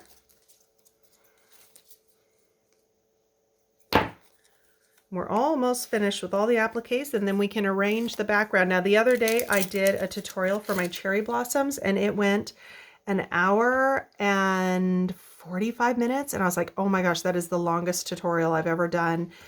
So many flowers, so many petals. It was crazy. And then I thought, I bet you Dancing Koi is going to go longer because it's even though it's not like, it's a big applique, and I thought, well, it's just the 2 fish and you know all this stuff. I thought, no, it's probably going to go on forever and ever and ever, and it is. We still have to put all the little pebbles on. You guys are gonna be with me for 2 hours on this one. But you know what it also proves? And this is another one. Am I gonna care? Nope. I'm putting it in the middle. There we go. And we have 3D. This one is sort of a little different shape. I mean, you can look and see. Oh, it goes like this. I was going to put it on upside down. I would have put it on upside down, and who cares? Nobody would have noticed. Okay, we're almost done with these flowers. Yeah, most of my tutorials go an hour to maybe an hour 15, and I thought these ones I think are going to go a little longer. There we go. Because of how detailed some of the designs were. And the cherry blossoms, it would have gone even longer too, because I only did one branch. I showed you how to do one branch, and then it was like, okay, now you can do the others, right? I hope so, because my phone's going to die if I have to do all of it. I don't even know what my phone's at right now, but we're at an hour and 30, almost 33 minutes. Oh my goodness. We're definitely going to beat cherry blossoms. Dancing Koi will have the record for longest tutorial ever. But the good news is we're almost done with all the flowers and everything, and then we'll start putting stuff on our background, and we'll get this puppy finished and fused, and it'll be proof that you can't see. Again, putting it in the middle. I don't care. I don't care. I do not even care a little bit. Okay, this one either. I don't care. I'm gonna put it like this. Boop bop. Okay, off. Flowers done. Fish done. What's next? We start arranging onto our background. Yes, I'm going to move my table over here. So these, I'm going to go ahead and I am going to gently fuse everything. We want them to stay together. So dry heat. I'm just going to press. I'm mostly kind of pressing on the flower because the lily pad, that vein is going to stay on this lily pad. I can pick this up and it's no problem. The vein's going to stay where it is because it's all completely on the back pad, right? It's the flowers that I'm more concerned about, wanting them to kind of stay together. But they are all kind of built up on this one background color too. So they're very likely not going to go move around too much either, but that should be good. Okay, so off to the side, I've put my fish and I've put my flowers. So now we're going to get this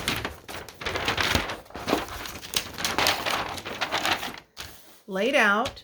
And the next step in our instructions, if I can find where I put my instructions, here we go, is place completed background onto the layout guide and arrange all circle appliques. These are to be arranged randomly. See cover photo for arrangement suggestions. So let's go ahead and find, where's my background? Here it is. Make sure when you do this that you put everything on with your background the right way, right? So I have mine sideways here, but if you were looking at it upright, you want to make sure that your flowers and your lily pads, your lotus things are going up, right? This is the bottom corner that's actually going to go over here because I'm doing this sideways because of the camera. So I'm lining up the edge of my border with the bottom edge here and this edge here. So I'm going to go ahead and line this up just enough so that I have all my pebbles visible. I'm going to clip this in a few spots to kind of keep, where those pebbles go to? Okay, to kind of keep it in place. Now I've got my clip there, I've got a clip down there, light. So now here's all the different colors that we have for pebbles. I did not place a color like suggestion in each one, or say like put a dark this one here and put a whatever this, and I don't know if you should be able to sort of see all the little circles through there.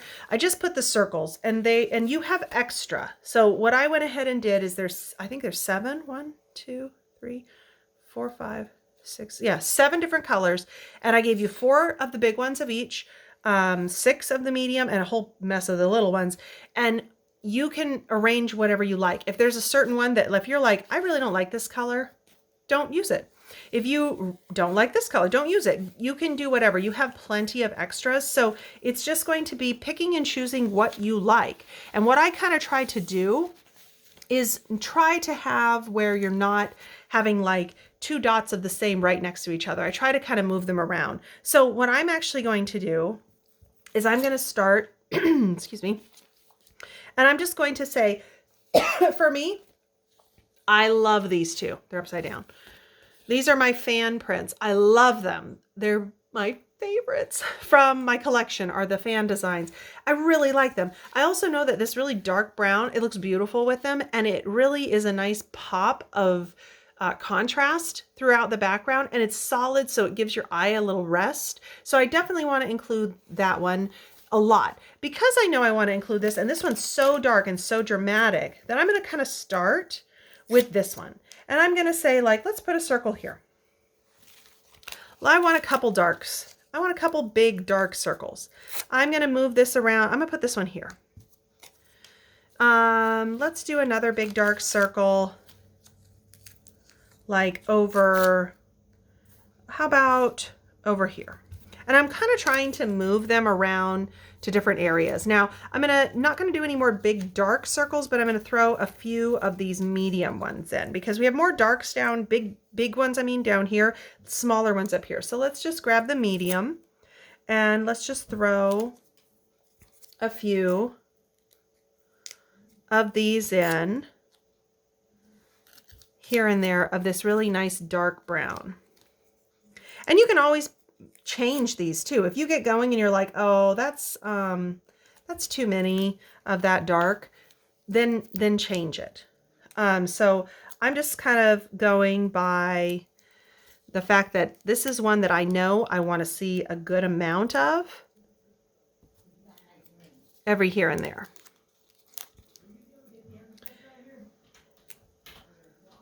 So keep going. And just putting these randomly. And like I said, this dark one is going to add a lot of really nice contrast. So I really want to make sure that I have a good amount of them in my background.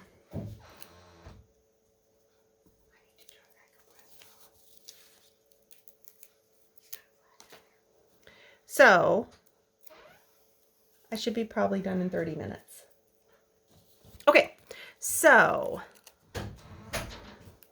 we are getting a good amount of these here. I think that's probably good for now. So I'm just going to set these off to the side because I may want to add a few more, but I think that's a good, you know, it goes like, I think that's pretty good for now. So now let's go ahead with this one because I love this one. And this one's kind of in the middle. It's kind of a medium one. So I'm going to go ahead and I'm just going to start kind of throwing them on. And I'm not caring which way the direction is of the print, right? Like it's a fan, but when you cut it up like this, it doesn't matter which way it goes. And I'm just going to stick them kind of randomly. And some of these are going to go under the fish. Don't worry about the fish needing, or like that it's going to cover that. Just stick one under when you get, well, when we get to that area. Let's put this one here. This one, the fish is going to cover that.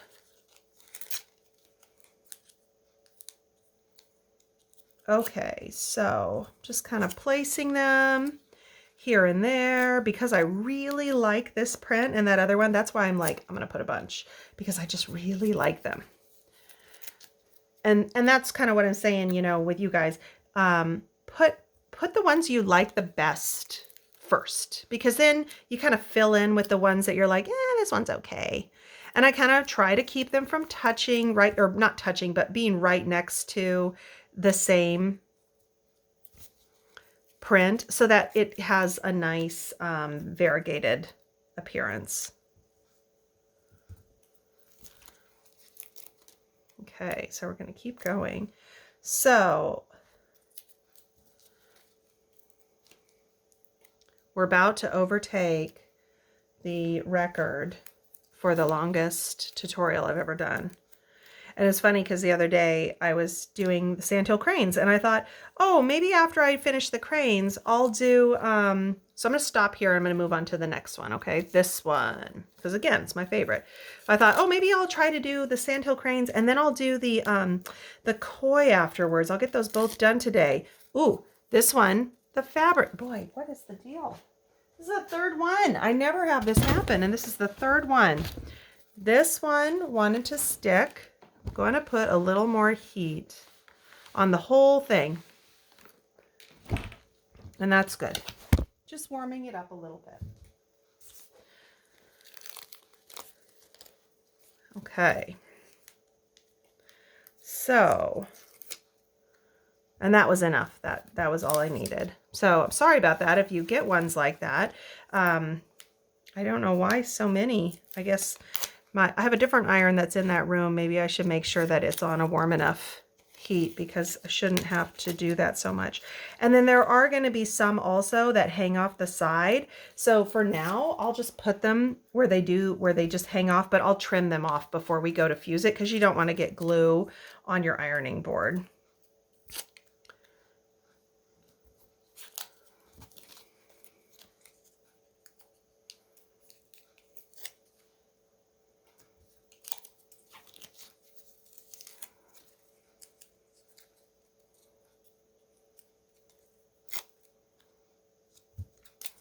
Okay. So I know for some people not having a specific instruction of where to put each one of these can be a little stressful, but that's why I'm saying, like, you know, nothing is right or wrong when it comes to this. I mean, I'm saying I try not to have them touch. If you like a certain color, or if you want it to be kind of a rainbow where it goes like darks to mediums to lights on the way up, try it. Like, if you don't like it, don't fuse them yet. See how it looks. If you don't like it, take them off, you know, and do it again. But you can do anything you want, you know, when it comes to your own. But this is sort of like a way to make it your own and unique. Nobody else is going to put their dots exactly where you put your dots. So that's a good thing. That makes it special. And I would rather mine look different than everybody else's than be the same. Okay, so I think that's probably good on this one too. I'm going to put this one aside. We're going to start to fill in with some others. So I'm going to grab this one that's kind of like this taupe color. And it's not my favorite one because it's solid, although I appreciate that it is solid because you do need some solids to kind of calm things down for your eye. But because it's not my favorite, I'm going to not put as many, and I don't even know if I'll put a big one. I might just do some medium and some little ones and just kind of fold those, or I mean, kind of tuck those in here and there. And let's see, let's do some of these little bitty ones. I moved something up here. Oh, I didn't even clip the thing. Oh my gosh, this one is clipped only to the fabric, not to my paper. How silly. No wonder it moved. I was like, how did it move? It's okay, I'm not worried about it.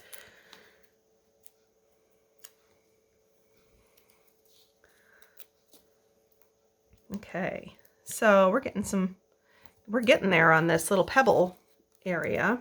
So I think that's enough of the taupe color for me, just because, like I said, it's not really my favorite one. And then I really like this light one, and I appreciate the lights being in there, so I'm gonna throw this one in. Let's put it here.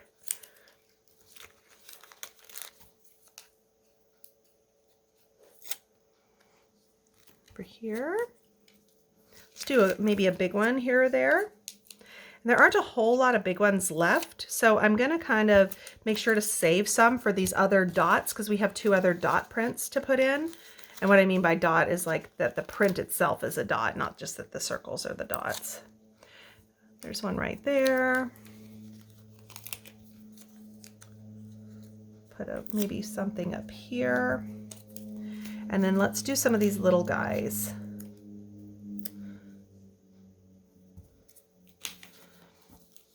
And just everywhere, you see the little circles. They're gonna tuck under the fins here and there.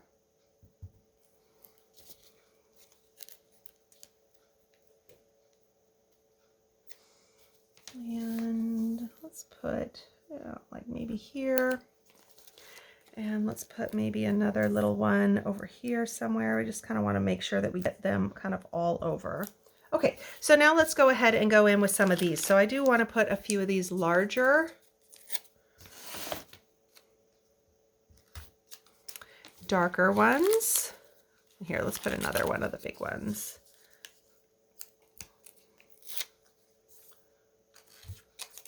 And this kind of medium-sized dot. And again, I like these darker ones to be in here because they do kind of show the edge really well. So I'm actually going to put this one over here. And that's kind of close to that one, but not too bad. Not, you know, and then we're starting to kind of get where we're going to fill in, right? Now this one's hanging off the edge. So what I'm going to do when I have one that's hanging off the edge like that is I'm just going to take my scissors. And you can either cut right along with the fabric, or you can kind of lift it up and just trim a little extra off. You know that some of it is going to be in your seam allowance, right? So you've got a 1/4 inch seam allowance there. So if you want to make sure it really doesn't get on your iron, you can trim a little edge or a little extra, and don't worry about if the edge isn't perfectly straight or something, because you are going to be hiding that in your seams.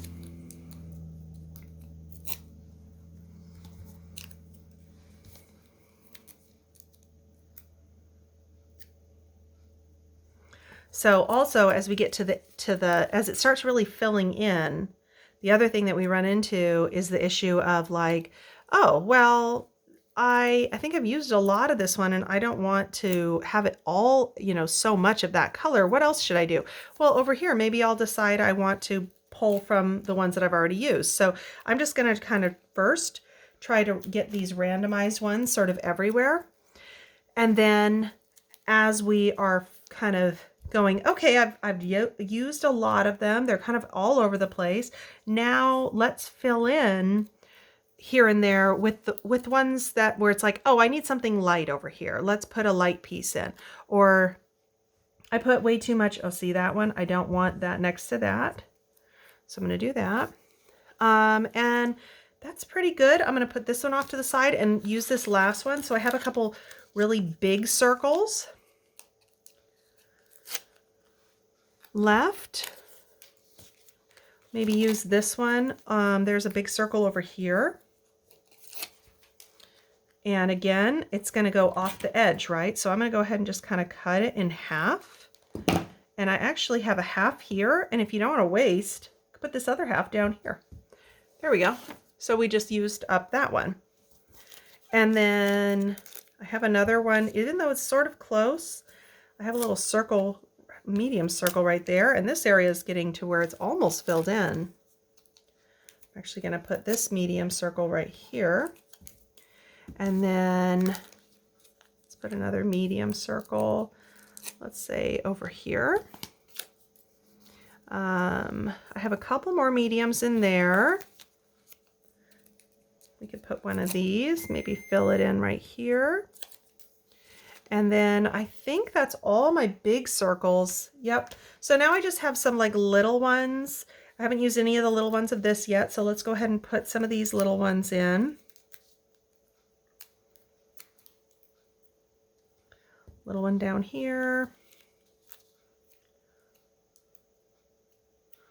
Little one in here.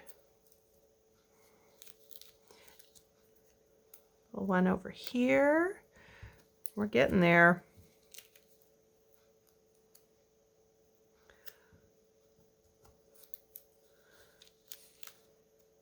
Getting really close to being finished with the pebbles. Okay, so I've got quite a lot of little ones over there. I don't need any more over here. So now what I'm left with is I have like a medium here, a medium here, a little one here, a few little ones in here. I feel like I'd like some more dark in here. So because I do appreciate the very, very dark, but I really like this one. And it's got dark and light, and I love that. And so I noticed that like there's nothing like that here. So I'm going to pull this one back because it's one of my faves. And I'm going to fill in a few of the little circles there. I'm actually going to fill in one of the mediums. Now, I have this one right here, but I don't have one over right here.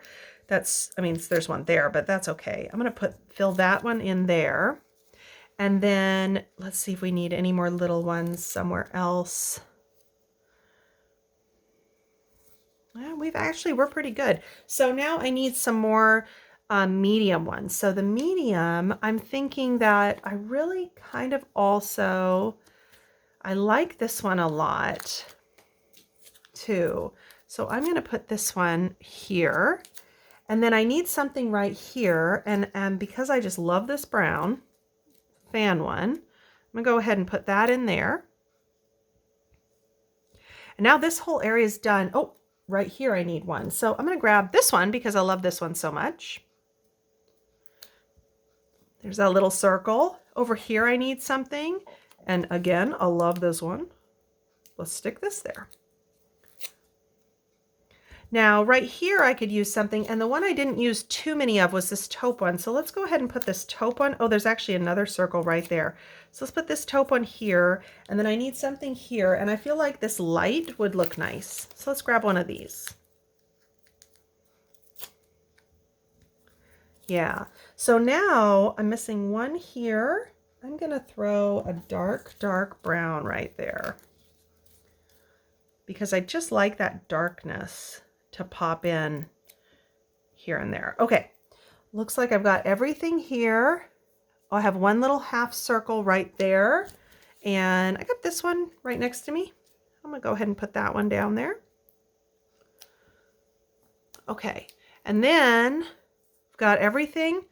Did I get everything there? Yep, I got all that, got all that, got all that, all that, and then I only have one circle left, and I'm gonna put this one. I just love it. Even though it's right there, I don't care. I'm gonna put that one right there too. Okay, so that's it. So our pebbles, there we go. Our pebbles are finished. So awesome. So now I'm not gonna worry about actually like fusing anything right now. And you can see that you have a bunch left. There's quite a few left in here to play with. So if you look at it and you think, oh shoot, I put too much, there's too much light over here, or I want more dark, go ahead and pull from this and change it up.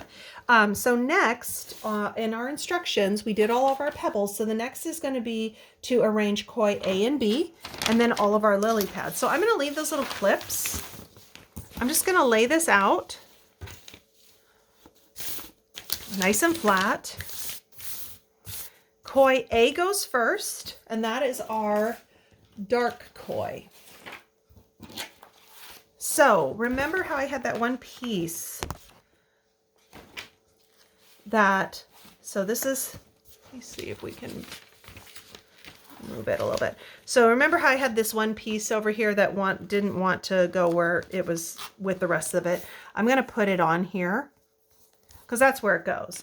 And then I'm going to go ahead and just gently lift him up. Whoop. Blue piece over here is wanting to stick. Okay, got this lifted up. Move the other one out of the way. And I always set things down from the middle. So instead of like starting up here by his face, I'm going to start by lining up maybe this section with this fin and this fin. This little blue piece also was not wanting to go where it was supposed to, so I'm going to get him down in place. Now, he's a little off where his face is, so I can kind of lift it.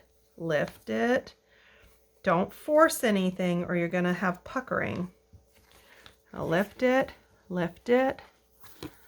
And I also tell people, if you've maybe as you're lifting and moving and peeling things, if something gets a little stretched and it's not quite fitting exactly in the lines, as long as it's laying nice and flat, that's okay. Don't try to force. So there we go. Koi A is in place. Now let's peel off Koi B. Now again, just like with Koi A, I'm going to start with the fins and I'm going to move this way. Start with the fins, and I'm going to move this way. Start with the fin, move this way, and I'm just gently getting to the tail. Whoop, that one is wanting to come up. I'm going to lift that. I have a little paper there. And lift. Okay, got her off. So now I'm going to line up. I'm lining up this bottom edge right here. And this fin, I'm lining those up first. Then I'm going to line this up, line this, line up her tail, making sure that it overlaps onto his fin because they're holding hands. Well, sort of. He's grabbing her tail, actually. Maybe inappropriate. Okay. There we go. She's just swimming above him. Okay, so now let's put all of our flowers and lily pads. So up here, this is number 1 with the lily pad A. Whoop, that didn't want to stick. That's okay. Let's lift this up. It's stuck on it a little bit. We're going to line up the lily pad. We're going to line up the flower. They're in place. Beautiful. Now down in this corner, so lily pad B and flower 2 go under this section, right? But we can see the edge of this section, so I don't need my this little one to figure out where to put them. I'm going to put B1 and 2 first. So that's this over here, right? B1 and 2. Oh no, I lost my little piece. That's okay too. This little piece came up. I'm going to stick it where it goes. I'm going to stick this where that goes. There, they'll get fused together. And now I'm going to peel this section up. And again, with these ones, when they're kind of sticking up like this, I kind of peel from the edge in. This one too, I'm just going to kind of peel from that edge in. There we go. And then I can see where it lines up here. So I'm just going to go ahead and put that in place. Okay, so everything is on. It's all arranged, and it only took us 1 hour and 58 minutes and 26 seconds. Now that we're all done arranging everything, now we need to fuse it. So what are we going to do? I'm going to start on this edge, and because it's so big and this will take a while, I am going to we're not going to do the whole thing in this video, but I'm going to show you with this section. So what I'm going to do for fusing is, if you have a steam iron, now this is the part where you make sure you like where everything is, because once we do this, it's staying there. It's not ever going to move without you completely ruining an applique. So I love where everything is. I'm happy with it. First thing I'm going to do with my iron with dry heat is I'm just going to press down, just like we did on the applique pressing sheet, and lift. Press down and lift. And what I'm doing right now is I'm warming up my glue. And I'm getting it to sort of want to stick to the background and stay nice and flat, because these appliques, and you notice on some of these, they'll easily move, right? They'll still get up and move. I think I maybe missed a circle right there. I think I did.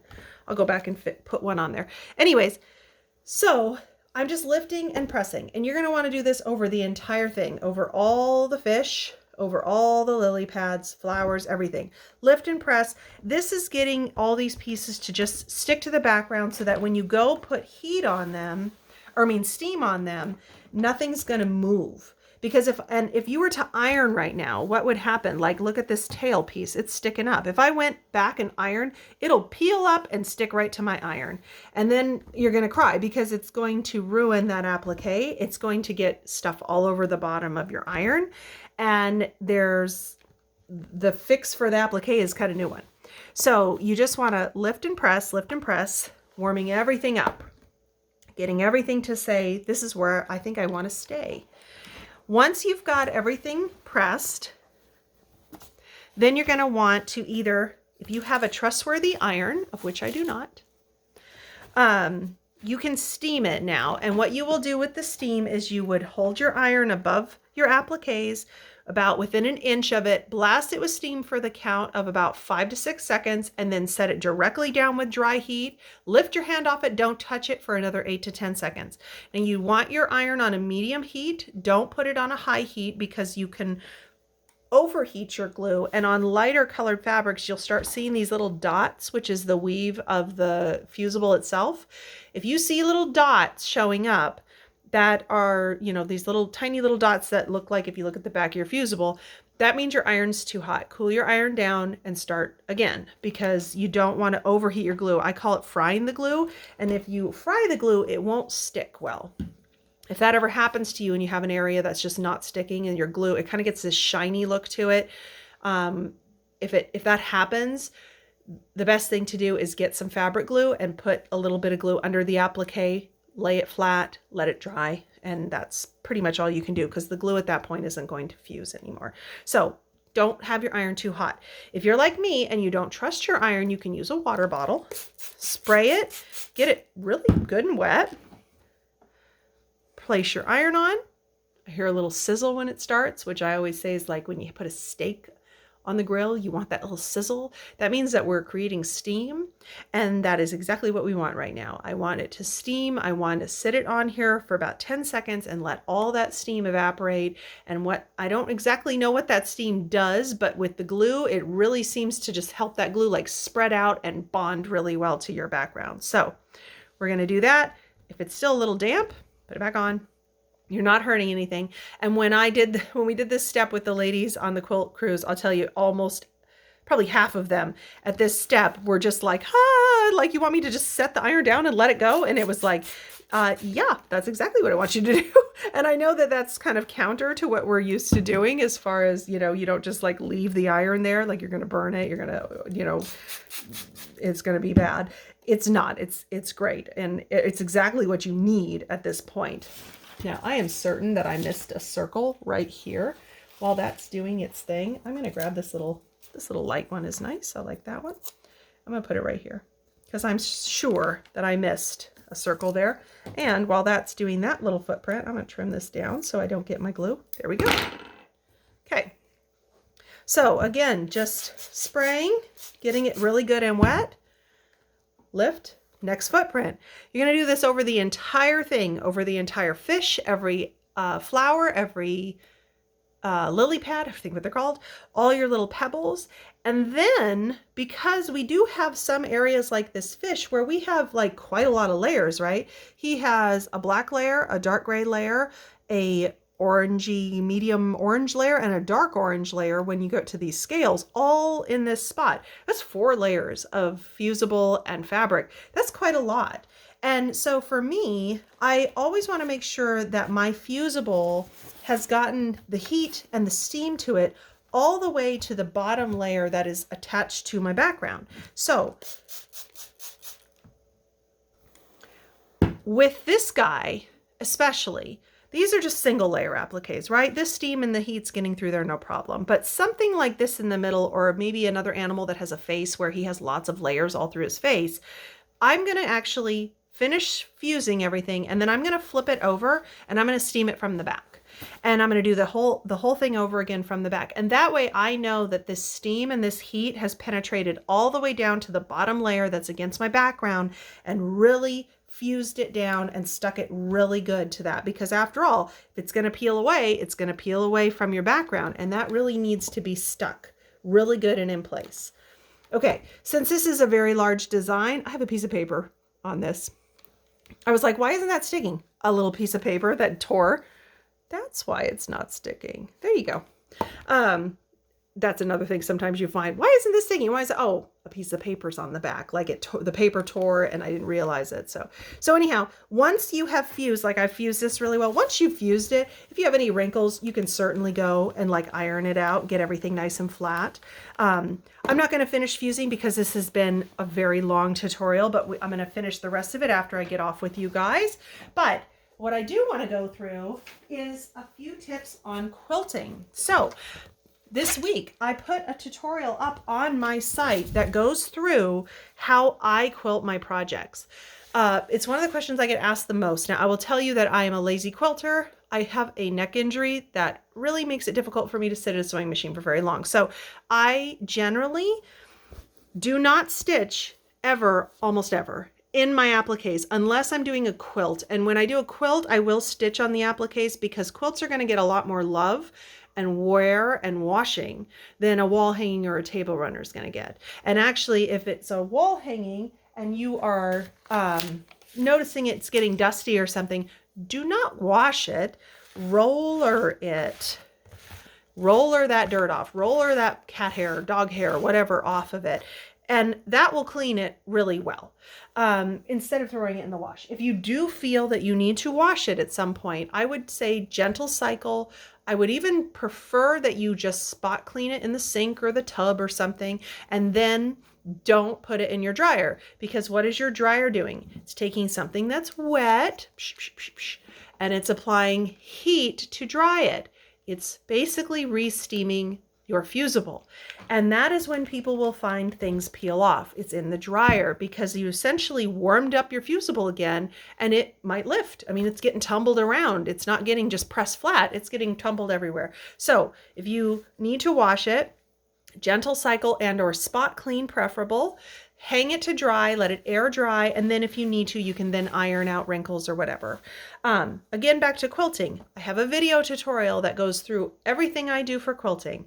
I highly recommend you watch that if you have questions about it. If you are really, really, really insistent that you want to stitch on your appliques, that's fine. Once they've been fused, you can definitely stitch through them, but please use a matching colored thread because the glue on this fusible is holding that weave together. If you puncture it with a needle, it's going to create a little hole, and the fusible is going to kind of keep the hole there. So if you're using clear thread, the only thing that's filling that hole is clear thread. It's going to leave these little black dots, is what they look like, little black dots everywhere, because they're just holes through their fusible that end up looking like little black dots. If you use a matching colored thread, the thread fills those holes, and then it looks beautiful. You can definitely decorate, do fancy stitches, whatever you want on your appliques. Just don't do it till after you've fused it, because prior to fusing, that glue is still sticky and it can gum up your needle. Once it's been fused, the texture changes with the glue and it won't stick to your needle, and you definitely can stitch through them. What I do, and you probably can't see so well in this, again, watch my video on quilting. I am stitching right about within 1/8 of an inch around the appliques, but on the background. And I'm just using clear thread, and I just echo quilt around the whole thing. And it's hard to see, it's a dark background, but that's all that I do. I do that around all the appliques. I'll do it around this fish. I didn't actually do it around every circle because I thought, nightmare, I don't want to do it on every circle. But what I did, and I don't know if you can kind of see that, is I kind of went from one circle and I went around it. I went to another circle, went around it. I kind of did this like wonky little round here and there thing to sort of hold the stitches down. And then the last thing that I usually will do in a wall hanging or anything with an inner border is I'll do a stitch in the ditch, straight stitch within my inner border on both the inside and the outside here, where the outer border is. But that is about all the quilting I do. Now, a lot of people will do really fancy, beautiful quilting, and you can take it to a whole nother level. You could use iridescent threads, would look amazing and beautiful. Whatever you want. You can also, I have our local shop. She often will quilt people's wall hangings for them, and she just does most of the time like an all over. If you did some sort of a swirly kind of oceany water all over design on this with maybe a variegated thread or an iridescent kind of thread, that would look beautiful. And I've seen it done, and I wondered how I would like it when it goes, you know, through an applique with stuff, but it actually looks really beautiful, and I've never noticed it to where I felt like it took away from the design with an all over. So a lot of shops that do quilting will quilt on these. Just again, make sure everything has been fused really well so it doesn't gum their needles up, but otherwise they'll stitch through really, really nicely. One other thing to note about batting, I use Warm and Natural or Warm and White on almost all my wall hangings and table runners because it lays really nice and flat, and it's a stiffer batting, so you get a really nice, you know, see, it's very nice and flat. It lays really nice and crisp on your table or against your wall. Anything that has any polyester in it is going to have a little bit of a loft. And for me, I don't like that look, especially on a table runner, because when you go to set something on it, it's going to kind of be a little wobbly. The Warm and Natural or the Warm and White is a really nice one for a nice stiff kind of flat. If you're doing a quilt, I often will do an 80-20, like an heirloom, and because I like that little bit of extra loft, I like the snuggliness of it. And then binding. So I don't have my binding tutorial up, but if you watch this video and you watch your binding, you will see this one because I've left this corner unsewn, and I'm going to finish this corner in my binding tutorial when I get to the hand stitching part, but I am planning to do a binding tutorial probably next week, and that goes through all the steps of how to configure your binding, how much do you need, how do you determine how wide you want it to be, sewing it, well, making the binding, sewing the binding on, and then hand stitching it. So it'll be a very in-depth one on doing your binding and at least how I do my binding. Okay, so that's it. And again, thank you all so much for bearing with me for this over 2-hour video tutorial doing my Dancing Koi laser kit. I hope that you enjoyed it. I hope you'll want to make a kit. If you are interested in purchasing a kit, they are available at www.wildfiredesignsalaska.com. Go to the shop page and it will take you then, there's a link to my shopping website, which is now separate from my original site. If you want to just go straight to the shopping site, it's www.shopwildfireak.com. So AK is for Alaska, www.shopwildfireak.com, and you can get yourself a Dancing Koi laser kit or any of my other kits. And I have lots of other tutorials. I hope that you'll watch more, and I hope you enjoy it. And again, if you have questions, please email me. Don't put it in the comments on this video because I will not see them. Maybe in a couple years, if I go through it, I'll look at it, or my daughter will tell me, "Hey mom, you have some comments?" It's like, are they good? Are they bad? If they're bad, just delete them. I don't want to see them.